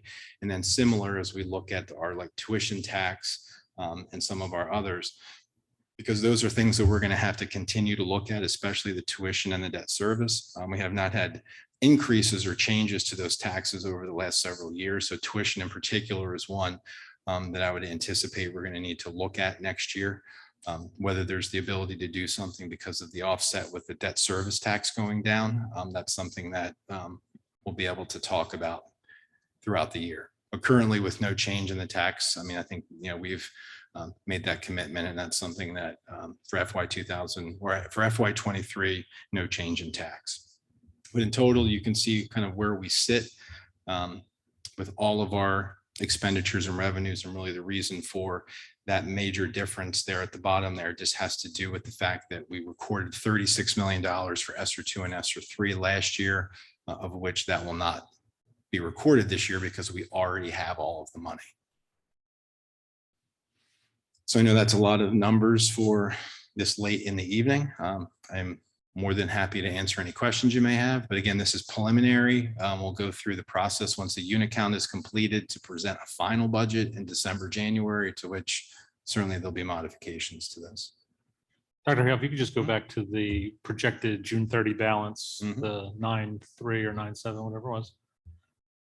So the last couple of years, it seemed to be somewhere between 10 and 11 million. So at 9.3, if the June 30 balance carries us through July, August, and September, what's driving that number down that we would? So meaning what's making it go from 10.7 to 9.3 to, so really, I mean, I would say that because a majority of the expenditures are salary and benefit related, even just in the state system that really is like driven by steps for a majority of our classifications. Even if you take no contractual increases or no increases from the state, there's going to be like a 2 or 3% shift each year just from someone going from 10 to 11, 11 to 12.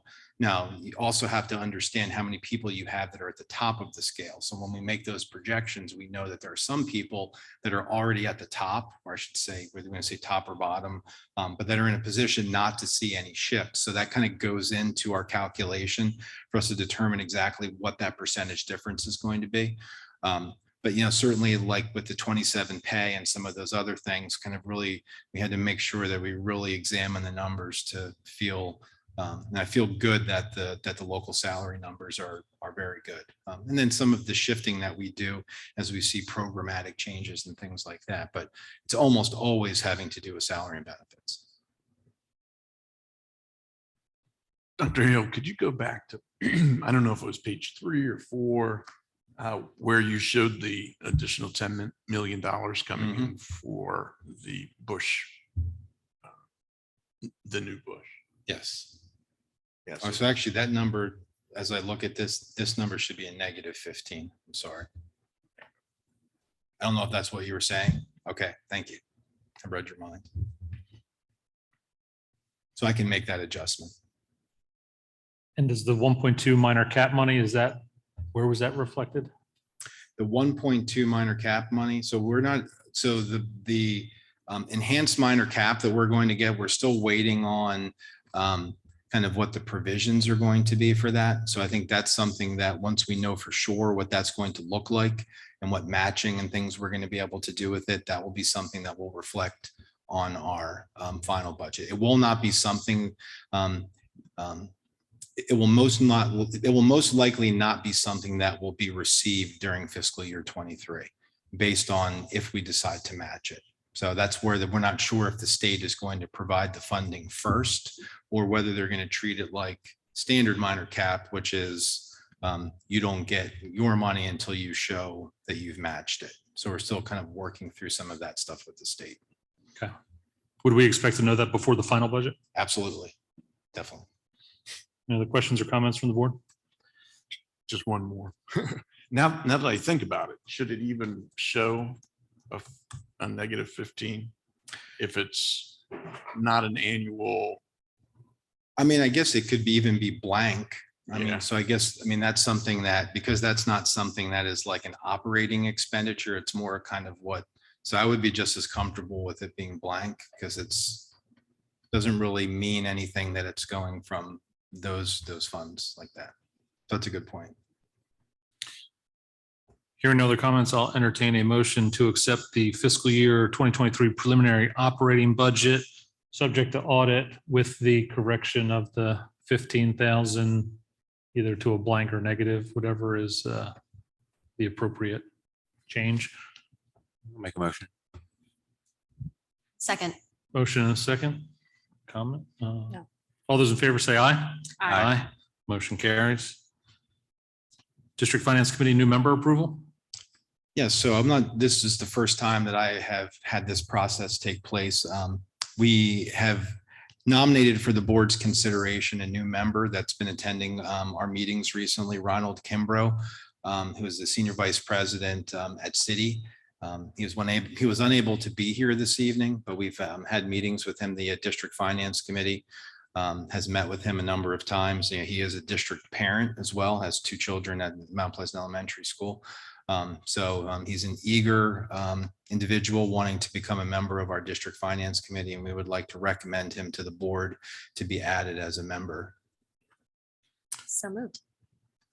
Have a motion to accept new member Ronald Kimbrough to the Finance Committee. Do I have a second? Second.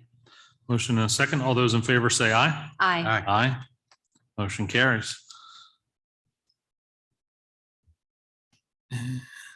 Are you doing item I, Dr. Hale? Doing item I, yes. So we have done a RFP. This is something that's been a few years for transportation services, or what we may call specialized transportation services. Now, since the last time we did an RFP for this, we've learned quite a bit, and that is having more available vendors is a considerable benefit to the district. So by going through this process, Dr. Lawson was instrumental in kind of going through along with Dr. Warner and looking at some of these things, because that department is really what utilizes a lot of these services, as well as our own transportation department. So really what we did here, and I'll share the screen real quick one more time, is we did what we would call a multi-vendor award. So what an RFP does for us is it provides essentially a vetting process.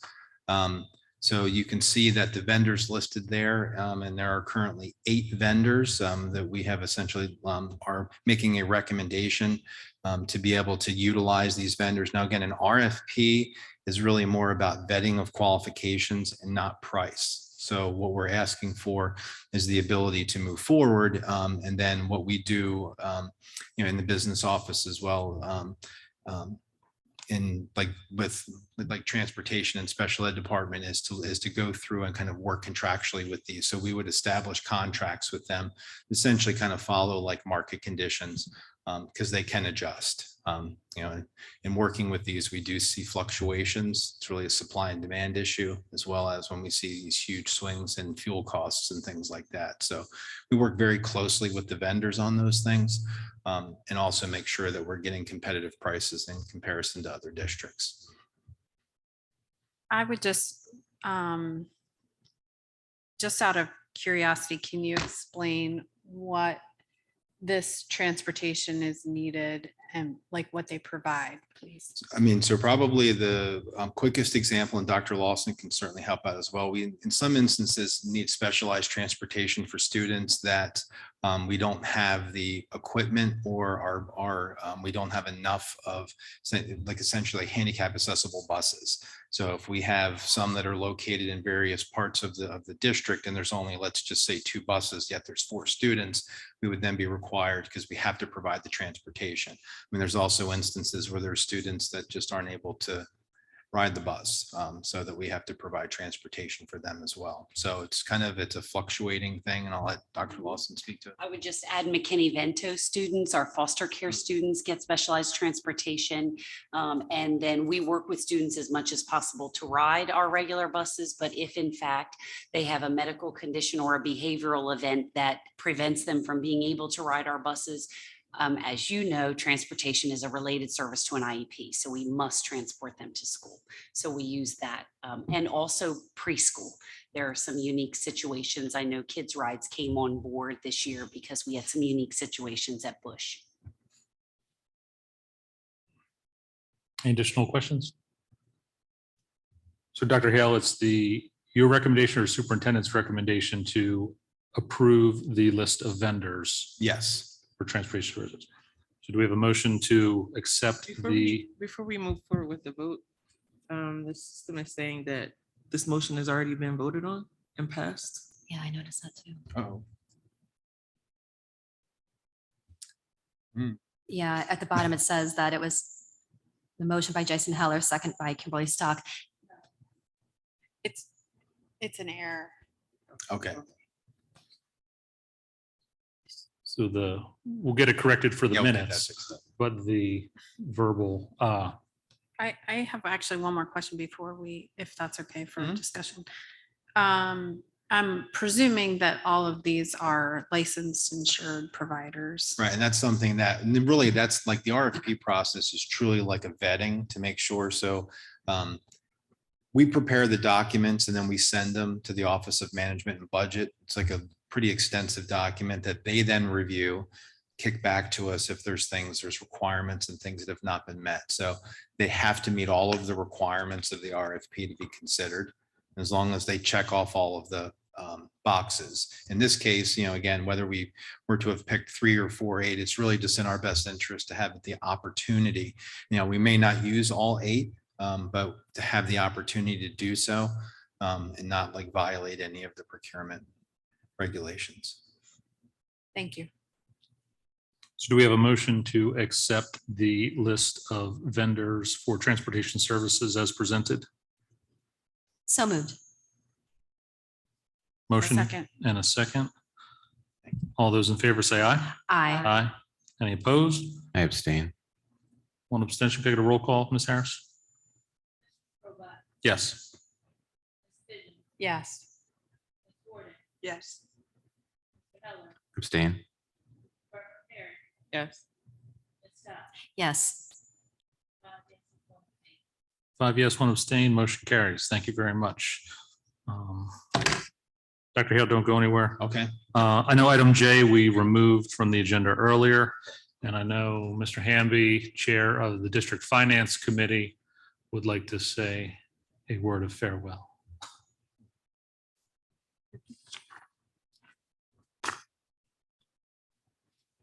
Do I need to set the clock?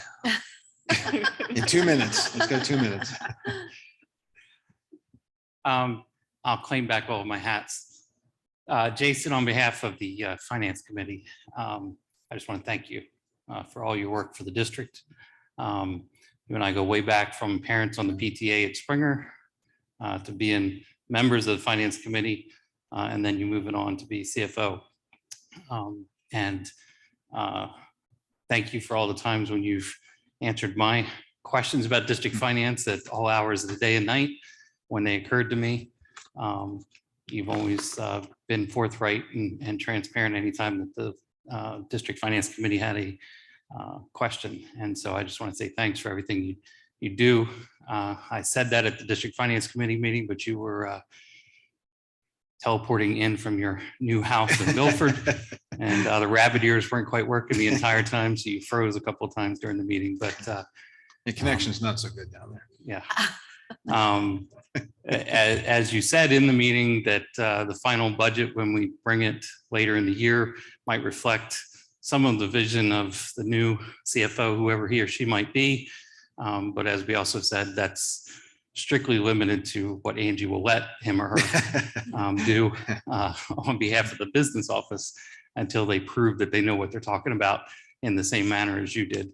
And so on behalf of all of us, thank you. Appreciate it. No, thank you very much. It's been an absolute pleasure. And I thank everyone on the board. It's been it's been great. And Yeah. my daughter will still be here for 2 years. So, I'll be around. Yeah, and I just want to echo, I know Mr. Hamby would be a little more eloquent than I, but your time, I can't say enough that, how accessible you've been to myself, other members of the board, members of the community, any financial related questions, as a parent in the district, having kids in the district, your financial stewardship, not only for the district, but for the taxpayers that live here. Grateful that you've left us in such a good position. I've appreciated the format that you deliver the information and the answers that you provide to the board. We're definitely sad to see you go. We understand it.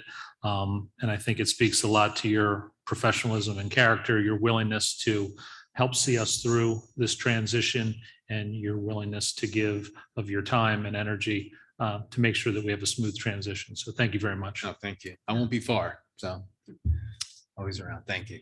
And I'll echo that. And in addition to being an outstanding numbers guy, to be recognized as you were amongst your peers. Whenever there was a question about anything finance related from the Department of Ed, from the governor's office, first CFO they called, Jason Hale.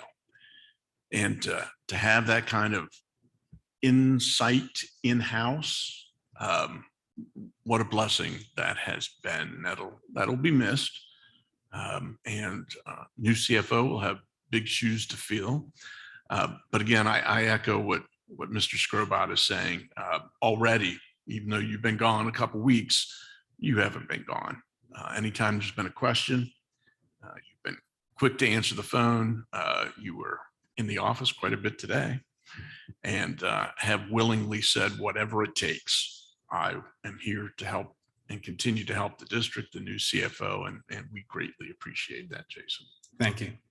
And Jason, I just want to say as the newest board member, thank you so much for just being so kind and welcoming, sitting down with me, giving me a 101 on district finance. And even though I said to you, please treat me like I'm a second grader when you talk to me about this, you never did. So thank you so much. Just thank you for being so open and truly somebody with incredible character. So we will miss you for sure. Thank you for the kind words. Thank you. Last chance. Any second thoughts? We can work. With Weird. My phone hasn't rung very much in the last 2 weeks. It's all these calls I used to get. Out of sight, out of mind. That's pretty much how it goes. Thank you again. We appreciate it. No, thank you so much, everyone. I really appreciate it.